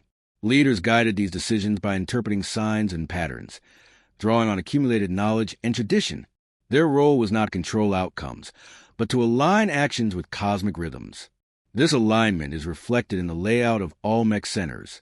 Ceremonial spaces and platforms were carefully oriented, suggesting that leadership was concerned with order at every scale, from the placement of buildings to the timing of rituals. Physical space mirrored social and cosmic structure, reinforcing authority through environment as well as action. Power was also reinforced through visibility. Leaders occupied central spaces during gatherings, their presence reinforcing their role. Yet this visibility was tempered by restraint. Excessive display could undermine legitimacy by disrupting the balance they were meant to uphold. The Olmec preference for subtlety and symbolism over overt grandeur reflects this delicate balance. The sacred nature of leadership also meant that rulers were deeply connected to myth and origin stories. By associating themselves with foundational narratives, leaders positioned their authority as part of an ongoing cosmic story rather than a personal achievement. This association created continuity, linking present leadership to ancestral past and future generations. At the same time, this system allowed for flexibility. As circumstances changed, rituals and interpretations could adapt. New symbols could be incorporated, and old ones reinterpreted. This adaptability helped maintain legitimacy over time, even as environmental and social conditions shifted. The absence of written law meant that justice and order were maintained through shared understanding rather than formal codes. Leaders mediated disputes and guided behavior through example and ritual authority. Social cohesion depended on trust and mutual recognition of shared values. For ordinary people, sacred kingship provided a sense of security. Belief in leaders' connection to the sacred offered reassurance that someone was attending to the larger forces affecting life. This trust allowed communities to focus on daily survival, confident that balance was being maintained at a higher level. Yet this system also carried risk. When balance failed, when disaster struck, the authority of leaders could be questioned. Such moments may have prompted shifts in power, changes in ritual emphasis, or even the movement of centers like the transition from San Lorenzo to La Venta. Authority was resilient, but not absolute. In this way, Olmec power was dynamic. It flowed through belief, ritual, and shared memory, adapting as needed. Sacred kingship was not a fixed institution, but living practice, constantly reaffirmed through action and perception. As centuries passed and Olmec centers eventually declined, the model of leadership they developed did not disappear. Its influence echoed in later Mesoamerican civilizations, where rulers continued to present themselves as intermediaries between humans and gods. The Olmecs did not leave behind written instructions for kingship, but they left a powerful example. In the quiet stones and carefully shaped spaces of their centers, one can still sense this understanding of power. It is not loud or forceful, but steady and contemplative. It invites reflection on authority as responsibility, leadership as service, and power as something sustained not by fear, but by belief. As the Olmec world slowly changed, this sacred approach to authority remained one of its most enduring legacies. It shaped how people understood order, responsibility, and their place within a vast, interconnected universe. Even in silence, the idea of sacred kingship continues to whisper, reminding us that power, when rooted in meaning rather than force, can endure long after monuments fade into the earth. Change in the Olmec world did not arrive like a storm breaking suddenly over the land. It crept in quietly, almost unnoticed at first, woven into small shifts that accumulated over time. For generations, light had followed familiar rhythms, planting and harvest, ritual and rest. But beneath this continuity, subtle signs began to appear. These signs did not announce the end of an era. They hinted at transformation, asking for adaptation rather than alarm.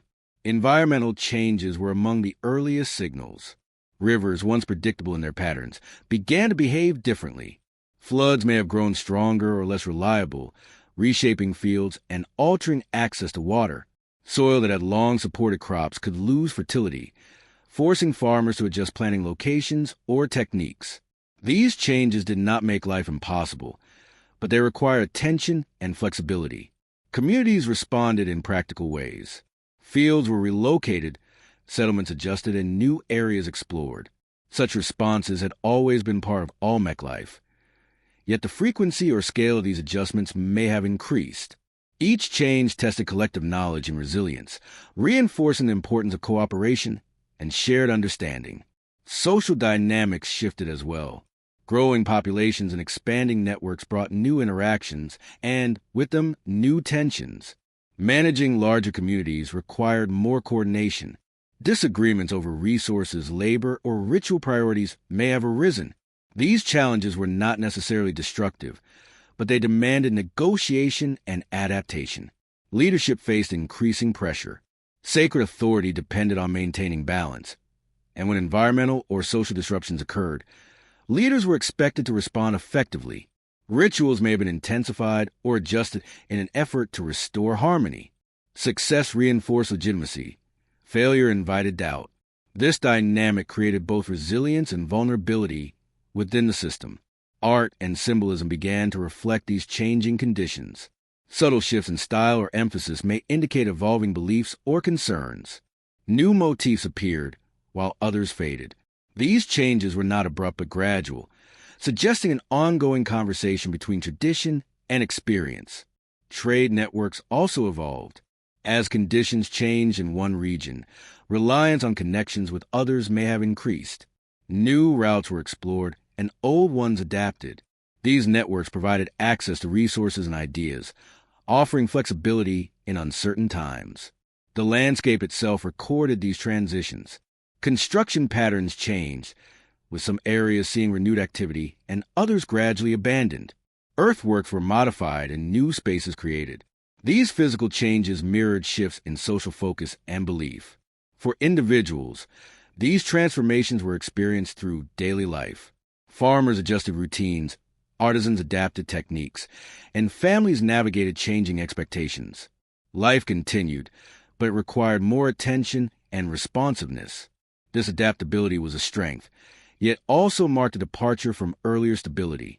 Rituals, once centered on maintaining established cycles, may have taken on a more urgent tone. Ceremonies sought reassurance and guidance, addressing uncertainty with renewed focus. Through these practices, communities sought continuity even as circumstances shifted.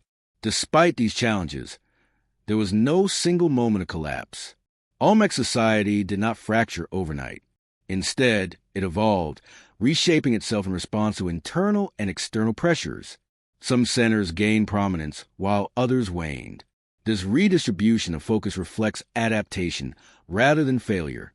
Memory played a crucial role during this period. Knowledge of past responses to change guided present decisions. Stories of earlier challenges provided perspective and reassurance. Through memory, the community maintained continuity even as forms changed. The sense of identity remained strong. Shared symbols, rituals, and beliefs continue to bind people together. Even as conditions shifted, the Olmec worldview provided a framework for understanding and response. These slow signs of change prepare the ground for future transformation. They were not endings, but transitions, moments when old patterns loosened and new possibilities emerged.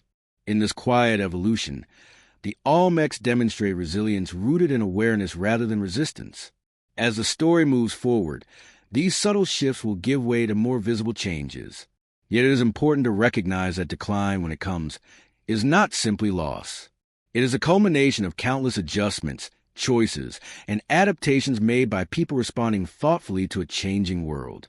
In this period of gentle uncertainty, the Olmec civilization revealed one of its deepest strengths: the ability to listen to change without panic, to adapt without abandoning identity, and to move forward with patience and collective memory as its guide. The fading of Olmec centers did not come with fire, invasion, or sudden ruin. There was no single night, when cities emptied or monuments were shattered in anger. Instead, the Olmec world softened, thinned, and slowly dispersed, much like mist lifting from the jungle at dawn. What had once been dense with activity gradually grew quieter as people adjusted their lives to changing conditions rather than resisting them. Environmental pressures continued to play a steady role. Rivers shifted course, wetlands expanded or dried unevenly, and fertile zones moved subtly across the landscape. Places that had once been ideal for large gatherings or sustained populations became less reliable. Farming required more effort, and the balance between land and labor grew more delicate. In response, people did what they had always done. They adapted. Fields were moved, settlements became smaller, and mobility increased. Large ceremonial centers, which required constant communal effort to maintain, became harder to sustain. Platforms eroded, plazas filled slowly with soil, and paths that once saw frequent travel grew faint. This was not neglect born of failure, but the result of changing priorities. When survival demanded flexibility, energy shifted away from monumental upkeep toward practical needs. As centers like La Venta lost their central role, population dispersed into smaller communities. Life returned to more localized rhythms, anchored in family, village, and immediate environment. These communities were not isolated. They remained connected through trade and shared belief, but they no longer revolved around a single ceremonial heart. Power became less concentrated, more diffuse, woven into everyday relationships rather than monumental spaces. Ritual life adjusted accordingly. Large-scale ceremonies became less frequent or transformed into smaller, local practices. The sacred did not disappear. It simply changed form. Rituals moved closer to home, embedded in daily activity and intimate gatherings. This shift preserved belief while reducing dependence on centralized spaces. Monuments were left behind, but not abandoned in the emotional sense. They remained part of the landscape, their presence acknowledged even as active use declined. Stone heads and platforms slowly sank into earth and vegetation, becoming quiet landmarks rather than living centers. Their silence was not erasure, but transformation, from active participants to passive witnesses. Leadership structures evolved as well. Without the need to organize massive labor projects, authority became more situational and less hierarchical. Elders, healers, and skilled individuals held influence within smaller communities. Leadership was practical, responsive to immediate needs, and grounded in shared experience. Trade networks persisted, though their scale and focus shifted. Exchange continued, supporting resilience and cultural continuity. Ideas and symbols flowed along these routes, ensuring that Olmec influence did not vanish even as its original centers declined. Memory remained a powerful force. Stories of great centers and ancestors continued to circulate, shaping identity and belonging. These memories did not require physical monuments to endure. They lived in language, ritual, and shared understanding. Over generations, the Olmec world transformed into something quieter, more dispersed, yet still culturally rich. What might appear as decline from a distant perspective was, from within, a series of thoughtful adjustments. Life continued, grounded in values of balance, adaptability, and connection. Eventually, even the memory of Olmec centers faded from everyday awareness. New cultures rose, building upon foundations laid long before. Yet traces remained in art, belief, and social organization, embedded so deeply that they became part of the cultural landscape itself. The quiet decline of the Olmec civilization reminds us that not all endings are dramatic. Some are gentle, unfolding slowly as people choose continuity over monument, survival over spectacle. In this softness, there is dignity. The Olmecs did not vanish. They transformed, their legacy carried forward in ways unseen but enduring. As jungle reclaimed stone and rivers rewrote the land, the Olmec story settled into the earth, waiting not for rediscovery alone, but for understanding that civilizations can end not with collapse, but with quiet persistence, leaving behind echoes rather than ruins. Even as the great Olmec centers grew quiet and their plazas slowly filled with soil and leaves, the civilization itself did not truly disappear. It changed form, like a river that splits into many streams. Its influence flowed outward, spreading across Mesoamerica in ways that were subtle, enduring, and often invisible to those living through the transition. The Olmecs did not leave behind an empire that collapsed. They left behind ideas, patterns, and ways of seeing the world that quietly rooted themselves in future cultures. Long after San Lorenzo and La Venice ceased to function as central ceremonial hubs, their symbols continued to travel. Through trade routes, shared rituals, and inherited memory, Olmec concepts found new homes among emerging societies. These later cultures did not simply copy Olmec traditions. They absorbed them, reshaped them, and integrated them into their own identities, often without knowing where those ideas had first begun. One of the clearest echoes of Olmec influence can be felt in religious and cosmological thought. The idea that the world was layered, that humans lived between realms of earth, sky, and the underworld, persisted throughout Mesoamerica. Later civilizations such as the Maya and the Zapotec developed complex cosmologies that reflected this same structure. Sacred mountains, caves, and water sources continue to serve as points of connection between worlds, just as they had for the Olmecs. The concept of rulers as intermediaries between the human and the divine also endured. Later Mesoamerican kings presented themselves not merely as political leaders, but as sacred figures responsible for maintaining cosmic balance. They performed rituals, shed blood, and aligned their actions with celestial events, echoing Olmec ideas of sacred authority. While the forms became more elaborate over time, the underlying belief remained familiar. Artistic influence spread quietly but persistently. Olmec motifs, stylized faces, symbolic animals, and abstract signs appear in regions far removed from the original heartland. These images were not exact replicas. They evolved, adapting to local tastes and beliefs. Yet their presence reveals a shared visual language, one that had its roots in Olmec experimentation with symbolism and form. The ball game, which later became central to Mesoamerican culture, may also trace part of its symbolic importance back to the Olmecs. While evidence remains debated, imagery associated with the game appears early in Olmec contexts. In later societies, the ball game became a ritualized reenactment of cosmic struggle, life and death, and the movement between worlds. This symbolic weight aligns closely with Olmec views of balance and transformation. Agricultural practices carried forward as well. The cultivation of maize as a sacred and sustaining crop remains central across Mesoamerica.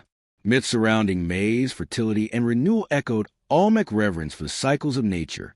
Farming was never just labor. It was ritual, identity, and survival intertwined.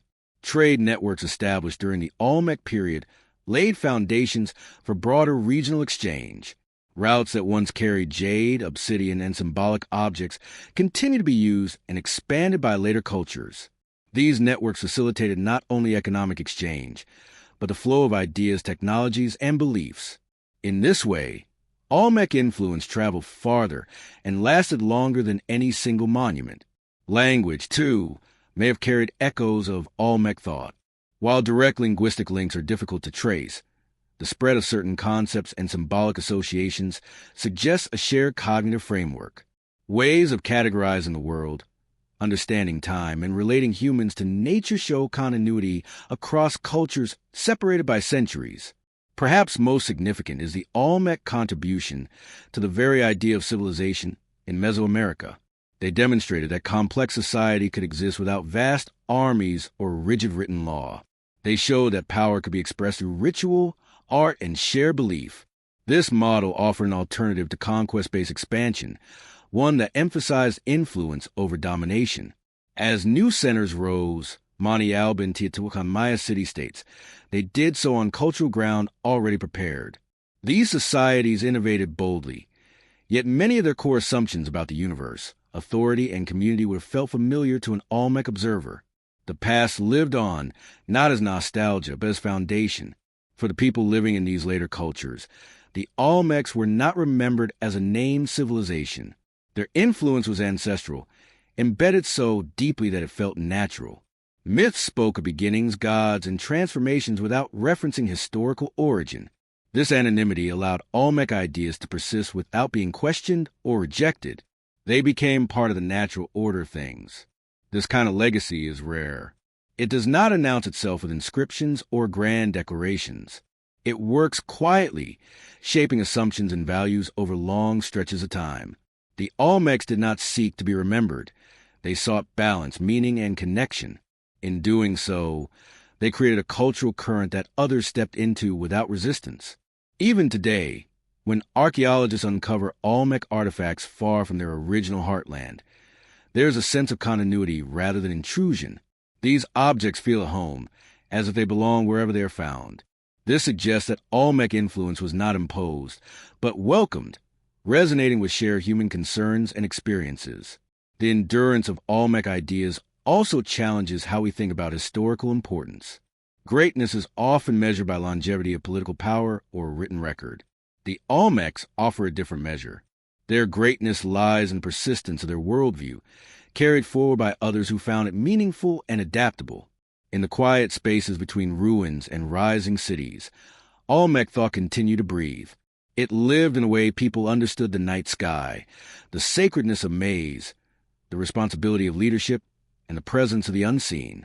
It lived in rituals repeated without knowing their age, and symbols carved without knowing their origin. As centuries passed, these echoes layered themselves into the cultural fabric of Mesoamerica. Each new civilization added its own voice, yet the underlying rhythm remained. The Olmecs became less a historical chapter and more a deep foundation, supporting structures built long after they themselves were gone. In this way, the Olmecs never truly faded. They became memory without name, influence without boundary, and presence without monument. Their civilization transformed into a quiet inheritance, passed hand to hand, belief to belief, shaping worlds they would never see. When we look at later Mesoamerican cultures, we are not seeing replacements for the Olmecs, but continuations. The story does not end, it unfolds. And beneath every later achievement, there is a trace of an older world, one that spoke softly, shaped patiently, and trusted that meaning once planted would grow long after the planet was gone. This is the true endurance of the Olmecs, not survival through force or fame, but through resonance. Their echoes did not demand attention. They waited, woven into the future, listening as new civilizations rose, carrying forward a way of seeing that began quietly, long before history learned how to speak. Even after centuries of study, the Olmecs remain wrapped in uncertainty. The more carefully their world is examined, the clearer it becomes that some questions may never be answered completely. Rather than resolving into clarity, the Olmec story deepens into mystery, inviting speculation, reflection, and humility. This uncertainty is not a flaw in our understanding. It is part of the legacy itself. The Olmecs seem to exist at the edge of knowledge, reminding us that not all histories are meant to be fully uncovered. Modern encounters with the Olmecs often begin with surprise. Massive stone heads emerge from jungle soil. Jade objects surface far from their sources. Carefully aligned ceremonial spaces appear in landscapes that seem otherwise untouched. Each discovery raises more questions than it answers. Who were these people, really?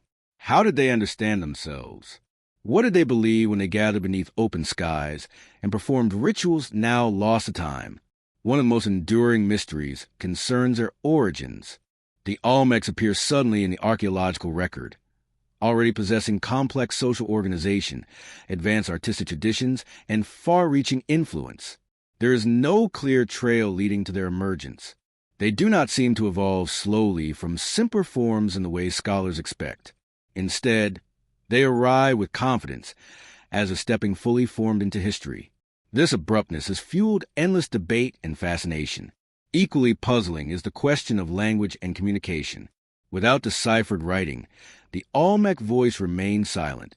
Symbols carved into stone and jade suggest structure meaning, but their grammar, syntax, and sound are gone. We can describe patterns, but we cannot hear their stories. This absence leaves room for imagination, but also imposes limits. We must accept that some thoughts, jokes, prayers, and fears will never be known. The colossal heads continue to provoke questions. Their individuality suggests portraiture, yet we cannot name the faces or confirm their identities. Were they rulers, warriors, ritual participants, or symbolic ancestors? Why were some moved, buried, or defaced? Were these acts of reverence, ritual closure, or social change? Each possibility opens a different narrative, yet none can be confirmed with certainty. Mythology presents another layer of mystery. Figures like the word jaguar hint at a rich symbolic world. But without stories to anchor them, interpretations remain tentative. Was this figure a god, a spirit, an ancestral being, or a metaphor? Did myths change over time, or were they held constant through ritual repetition? The Olmecs left images without explanations, trusting that meaning did not require permanence. Some mysteries arise from what seems missing. Why did the Olmecs, capable of monumental construction and complex organization, never develop a widely used writing system like later cultures? Was writing unnecessary in their worldview, or did they use perishable materials now lost? This absence challenges assumptions about progress and complexity, suggesting alternative paths to sophisticated society. The question of decline is equally elusive, without evidence of conquest or collapse. Scholars debate why Olmec centers were abandoned. Environmental change offers one explanation, but it does not account for everything. Social transformation, shifting belief systems, or internal reorganization may have played roles. The lack of clear answers encourages a view of history as process rather than event. Modern interpretations add another layer of complexity. Early theories, often shaped by limited evidence and cultural bias, propose exaggerated or fantastical explanations. Over time, scholarship has become more cautious, emphasizing context and humility. Yet even careful research must contend with incomplete data. Each generation reinterprets the Olmecs, reflecting contemporary concerns as much as ancient realities. Archaeology itself becomes part of the story. The act of uncovering Olmec sites is slow and deliberate, often revealing more questions than conclusions. Layers of soil preserve moments frozen in time, but they do not explain intention. An offering buried carefully suggests belief, but not belief's full meaning. The past speaks softly, requiring patience to hear. There is also the mystery of how the Olmecs saw themselves. Did they think of the society as unique, or simply as the way things were? Without comparative frameworks, identity may have been local and fluid rather than abstract. The concept of civilization itself is a modern lens, one the Olmecs never used. These unanswered questions can be unsettling, especially in a world accustomed to clarity and resolution. Yet there's a quiet comfort in this ambiguity. The Olmecs remind us that not all knowledge must be complete to be meaningful. Mystery invites reflection rather than closure. In popular imagination, this uncertainty has sometimes given rise to speculation bordering on myth, lost continents, unknown technologies, or external origins. While such ideas lack evidence, they reveal something important. The Olmecs inspire wonder. Their achievements feel almost out of place in the distant past, challenging assumptions about human capability. More grounded mysteries persist as well. How were massive stones transported with such precision? How were labor forces organized without written command? How did belief motivate cooperation on such a scale? These questions point to forms of social cohesion and motivation that modern societies may struggle to imagine. The Olmec world also raises philosophical questions about history itself. What do we expect from the past? Do we seek answers that confirm our narratives, or can we accept histories that remain open-ended? The Olmecs offer a lesson in restraint, reminding us that understanding has limits. In museums and textbooks, Olmec artifacts are labeled, categorized, and explained. Yet something always escapes. Standing before a carved face or holding a jade object, one senses depth beyond description. This sensation is not ignorance, but encounter, meeting a worldview different enough to resist translation. The enduring mysteries of the Olmecs may be part of their power. By leaving space for imagination, they remain alive in thought. Each new discovery reshapes understanding without closing the story. This openness allows the Olmecs to speak to different generations in different ways. In the end, the Olmecs do not ask to be solved. They ask to be considered. Their legacy lies not only in what they built, but in what they left unsaid. In a world that often seeks certainty, their silence offers a different kind of wisdom. As night deepens and the mind grows quiet, these mysteries feel less frustrating and more gentle. Questions drift without urgency. The Olmecs remain present, not as a puzzle demanding solution, but as a reminder that history, like life, is often richest where it remains incomplete. For most of human history, the Olmecs slept beneath the earth, unseen and unnamed. Their cities dissolved into jungle, their monuments sank into soil, and their memory faded so completely that even the people living above their ruins did not know who had shaped the land before them. The rediscovery of the Olmecs was not a single dramatic moment, but a slow awakening, one that unfolded through curiosity, chance, and patient listening to the ground itself. In the centuries after the Olmec world transformed and dispersed, the jungle reclaimed what humans had shaped. Roots pushed through stone, rain softened edges. Earth rose gently, layer by layer, sealing away plazas and platforms. Rivers altered their courses, carrying silt across once active spaces.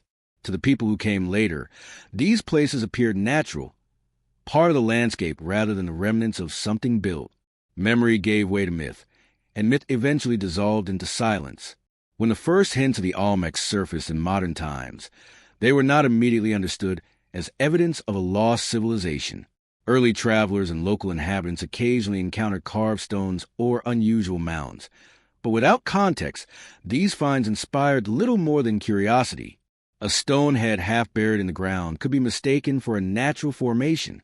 A raised platform could look like a hill shaped by erosion. The past hid itself well. It was not until the 19th century that scholars began to notice patterns.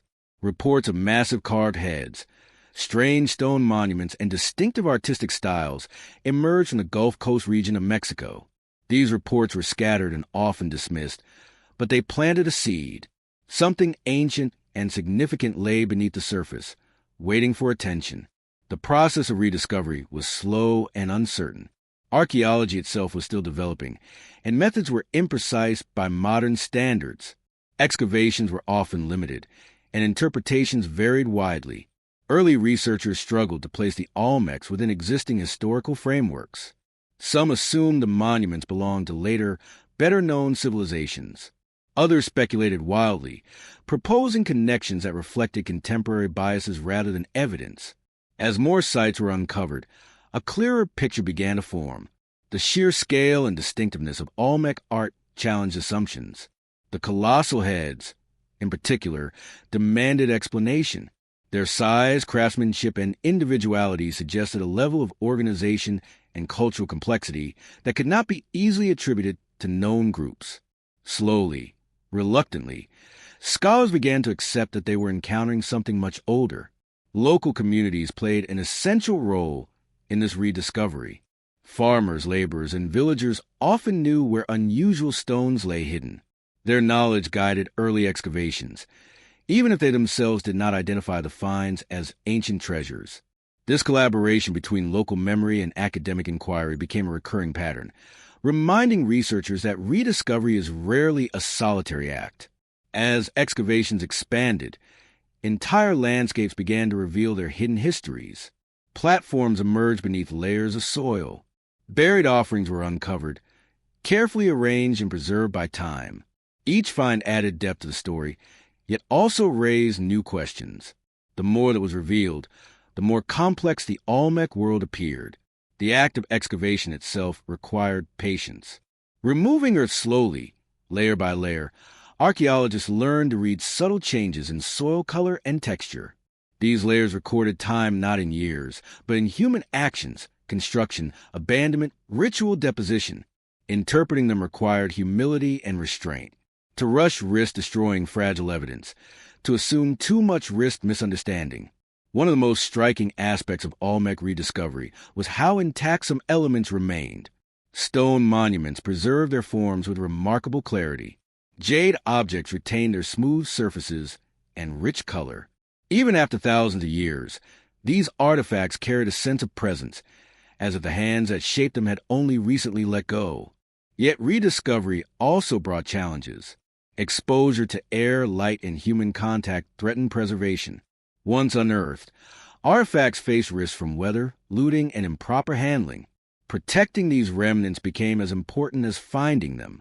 This responsibility shaped the development of archaeological ethics and conservation practices. Museums emerged as new homes for Olmec artifacts, offering controlled environments for preservation and study. Yet this transition raised questions about context and meaning.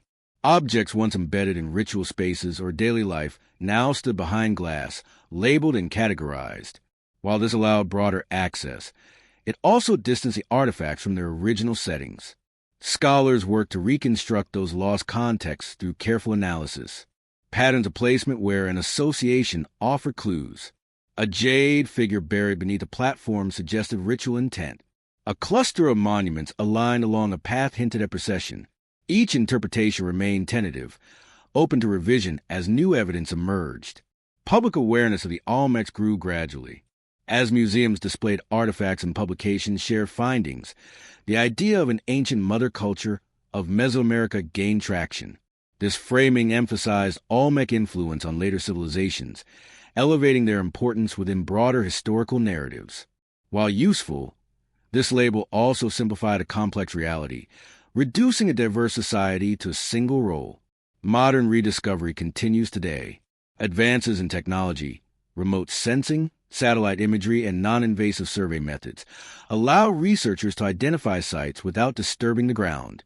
These tools reveal patterns invisible to the naked eye, uncovering networks of settlements and landscape modifications on a scale previously unimaginable.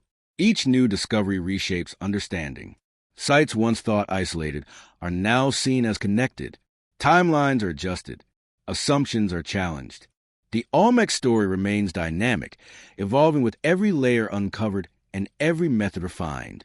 Yet even with modern tools, rediscovery retains an element of wonder. Standing in a clearing where jungle gives way to ancient earthworks, one can feel the weight of time pressing gently against the present.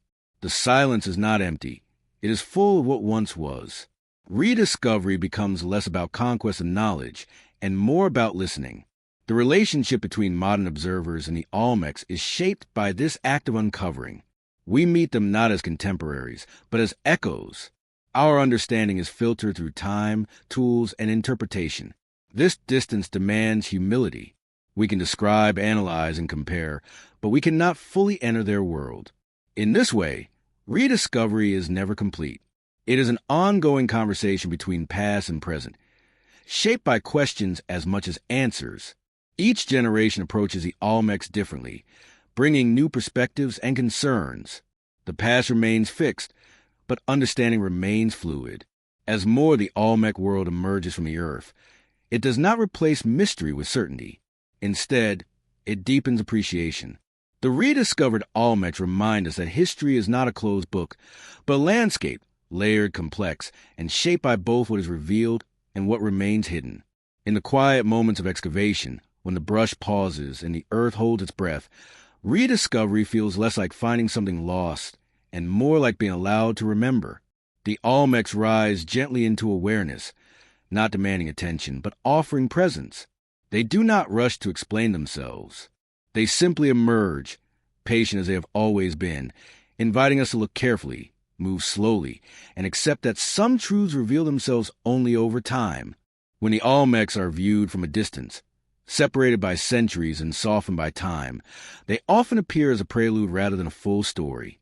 They are introduced as a beginning, the first step, the foundation upon which others would later build.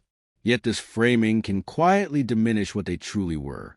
The Olmecs were not merely an opening chapter. They were a complete civilization in their own right, living fully within their moment, shaping ideas that would ripple outward long after their cities fell silent. To understand the Olmecs as a foundation is not to reduce them, but to recognize the depth of their influence. Foundations are unseen once a structure rises, but they determine everything that follows. The shape of the building, its balance, its endurance, all depend on what lies beneath. In this way, Olmec ideas became structural elements of Mesoamerican civilization, embedded so deeply that later cultures often experience them as natural truths rather than inherited concepts. The Olmecs helped define how humans related to the natural world in this region. They did not see land as inert property, but as a living presence filled with intention and power. Mountains, rivers, caves, and wetlands were not obstacles or resources alone. They were participants in human life. This worldview endured, shaping later cultures that continue to honor sacred landscapes and align their cities with natural and celestial features. They also established a way of expressing belief through form rather than text. In a world without widespread writing, the Olmecs demonstrated that art, architecture, and ritual could carry complex meaning across generations. Symbols did not need to be explained in words to be understood. They worked through familiarity, repetition, and emotional resonance. Later civilizations expanded these systems, but the underlying logic remained the same. The Olmec approach to leadership left an especially lasting imprint. Authority was tied to responsibility, ritual, and cosmic balance rather than brute force. Leaders were expected to mediate between worlds, not simply command people. This concept persisted across Mesoamerica, shaping kingship governance and religious practice for centuries. Even when later rulers wielded greater military power, they still framed their authority in sacred terms. Social organization, too, reflected Olmec influence. Cooperation, shared labor, and communal ritual formed the backbone of society. Monumental projects were not expressions of individual ego, but collective identity. This emphasis on community over conquest allowed complex societies to emerge without constant warfare, offering an alternative path to social complexity. The Olmecs also modeled adaptability. They responded to environmental challenges not with rigid control, but with flexibility. When conditions changed, they shifted settlements, adjusted practices, and reimagined centers of life. This resilience became part of the cultural inheritance of the region, preparing later societies to navigate similar challenges. Perhaps most importantly, the Olmecs established a relationship with time that valued cycles over linear progress. The past was not something left behind, but something continually revisited through ritual and memory. This cyclical understanding shaped calendars, ceremonies, and historical consciousness throughout Mesoamerica. Time was sacred, layered, and alive. When later civilizations rose, they did so within this conceptual landscape. The Maya, Zapotec, and others inherited a world already shaped by Olmec thought. They added writing, mathematics, and new architectural forms, but the deeper assumptions remained. The sacredness of maize, the power of ritual, the symbolism of animals, and the importance of balance all trace back to an older source. The Olmecs did not need to be remembered by name to endure. Their influence was carried through practice rather than proclamation. This anonymity allowed their ideas to spread without resistance, becoming part of the shared cultural fabric rather than a legacy tied to a single people. Modern recognition of the Olmecs as foundational restores balance to the story. It acknowledges their creativity, insight, and agency. They were not simply preparing a way for others. They were living meaningful lives, responding thoughtfully to their world, and leaving behind a system of ideas strong enough to outlast them. In this sense, the Olmecs challenged modern ideas of success and legacy. They did not seek permanence through domination or documentation. They trusted that what mattered would endure through use and relevance. Their confidence lay in resonance, not recognition. As we reflect on their place in history, the Olmecs invite us to reconsider how civilizations are measured. Endurance does not always require monuments that remain visible. Sometimes it lives in habits, beliefs, and ways of seeing that persist quietly, shaping generations who may never know their origin. The Olmecs remind us that beginnings are not small or incomplete. They are full worlds, containing within them the seeds of many futures.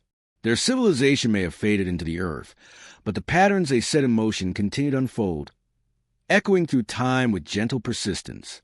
In recognizing the Olmecs as a forgotten foundation, we do more than correct a historical oversight. We honor a way of being that value balance, meaning, and connection. We acknowledge that history's deepest influences are often the least visible, working silently beneath the surface, supporting everything that comes after. As the mind settles and the story draws toward its close, the Olmecs remain, not as distant figures locked in the past, but as quiet presences beneath the present. Their foundation still holds, steady and unseen, reminding us that the roots of civilization run deeper than memory, and that what truly endures does not need to announce itself to be felt. As the story of the Olmecs drifts toward its quiet end, it does not close with certainty or resolution. Instead, it settles into reflection, the way a long day fades into night without clear edges. The Olmecs did not leave behind final words, carved conclusions, or instructions for how they wished to be remembered. What they left was subtler, an absence shaped by presence, a silence that continues to speak in its own way. Civilizations often measure themselves by endurance. How long did they last? How much territory did they control? How many monuments remain standing? By these standards, the Olmecs can seem distant, incomplete, or overshadowed by those who followed. Yet endurance takes many forms. Some civilizations persist through conquest and record. Others endure through influence, memory, and ways of seeing the world that quietly outlive names and borders. The Olmecs belong to the second kind. Their cities softened back into land, but their ideas did not vanish. They dissolved into the cultural soil, nourishing future societies that grew without fully realizing what fed them. Long after the last Olmec ceremonies were performed, people across Mesoamerica continued to honor sacred landscapes, to see rulers as mediators between worlds, and understand time as cyclical rather than linear. These were not borrowed customs consciously preserved. They were inherited instincts. When a civilization fades this way, it does not feel like loss to those living through it. Life continues. Children are born. Crops are planted. Stories are told. Change feels gradual, almost natural. Only much later does absence become visible, when someone looks back and tries to trace where a way of life began. By then, the beginning is already blended into everything that followed. There is something deeply human in this kind of ending. Most lives do not conclude with clear statements or final acts. They taper, leaving behind impressions rather than summaries. The Olmecs remind us that history is not always written in sharp lines. Sometimes it is written in gradients, in slow transitions that resist simple explanation. Standing in a modern world, surrounded by speed, noise, and constant documentation, it can be difficult to imagine a civilization that trusted memory more than writing, ritual more than record. Yet the Olmecs did exactly that. They lived in a world where meaning was renewed through repetition rather than preserved through text. To remember was to participate. To forget was not failure, but part of transformation. This perspective changes how their ending feels. It was not abandonment, but release. As centers grew quiet and populations dispersed, Olmec culture did not shatter. It thinned, spread, and mingled. Its strength lay in adaptability, not permanence. What mattered continued in forms suited to new conditions. Even their monuments, often seen as symbols of lost greatness, tell a gentler story when viewed this way. The colossal heads do not mourn disappearance. They wait. Their expressions are calm, untroubled by time. They seem to understand something we often forget, that presence does not require continuity of use, and meaning does not expire when function ends. When the jungle reclaimed Olmec spaces, it did not erase them. It folded them back into a larger cycle. Stone met root. Earth met earth. What humans shape returned to the systems that shaped them. This was not defeat. It was completion. Modern rediscovery brought the Olmecs back into awareness, but also introduced new tensions. To uncover is to expose. To study is to interpret. In bringing the Olmecs into museums, books, and documentaries, we preserve and honor them, but we also reshape them to fit our questions. This is unavoidable. Every act of remembering is also an act of transformation. Yet even through layers of interpretation, something essential remains. A feeling, a tone, a quiet gravity that resists spectacle. The Olmecs do not excite the imagination with tales of conquest or collapse. They invite contemplation. They slow the mind. In this way, they feel especially suited to moments of rest, when thought softens and attention turns inward. Their story does not demand alertness. It encourages drifting. Like a river seen from a distance, its movement is steady and unhurried, carrying fragments of meaning without insisting they be grasped. Perhaps this is why the Olmecs linger so strongly in the imagination. They stand at the threshold between knowing and wondering. They offer enough to anchor curiosity, but not enough to exhaust it. They leave space for silence. In a world that often equates value with visibility, the Olmecs offer a different lesson. They show that influence does not require recognition, and that depth can exist without clarity. Their civilization did not shout its importance. It trusted that what mattered would endure without explanation. As the mind settles into stillness, the Olmecs remain present, not as a puzzle to solve, but as a reminder that history is not always loud, that meaning can be carried quietly through gesture, symbol, and shared rhythm, that civilizations, like people, do not need to be remembered in full to have mattered. They ask us to consider what we leave behind, not monuments or records alone, but habits of thought, ways of relating, and understandings of balance. These are the things that persist when names fade. The Olmecs lived close to water, earth, and sky. They watched cycles repeat and trusted them. They shaped stone with patience, knowing it would outlast them. They gathered in ritual, not to escape life, but to anchor themselves within it. And when their time passed, they did not cling. They let the world change. Now, thousands of years later, their story reaches us softened by distance, ideal for quiet listening. It does not rush. It does not demand conclusion. It simply settles, like dust across a landscape once filled with voices. As this final reflection drifts toward rest, there is no need to hold on to every detail. The Olmecs themselves did not insist on that. What matters is a feeling that remains, the sense of civilization that understood impermanence and found peace within it. And so the story ends the way it began, not with certainty, but with presence.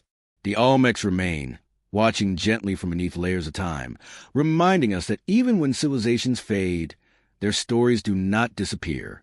They change form. They become atmosphere. In that atmosphere, thought slows, curiosity softens, and history, no longer something to analyze, becomes something to rest within, carrying the mind gently towards sleep, just as the Olmec world once trusted the earth to carry them.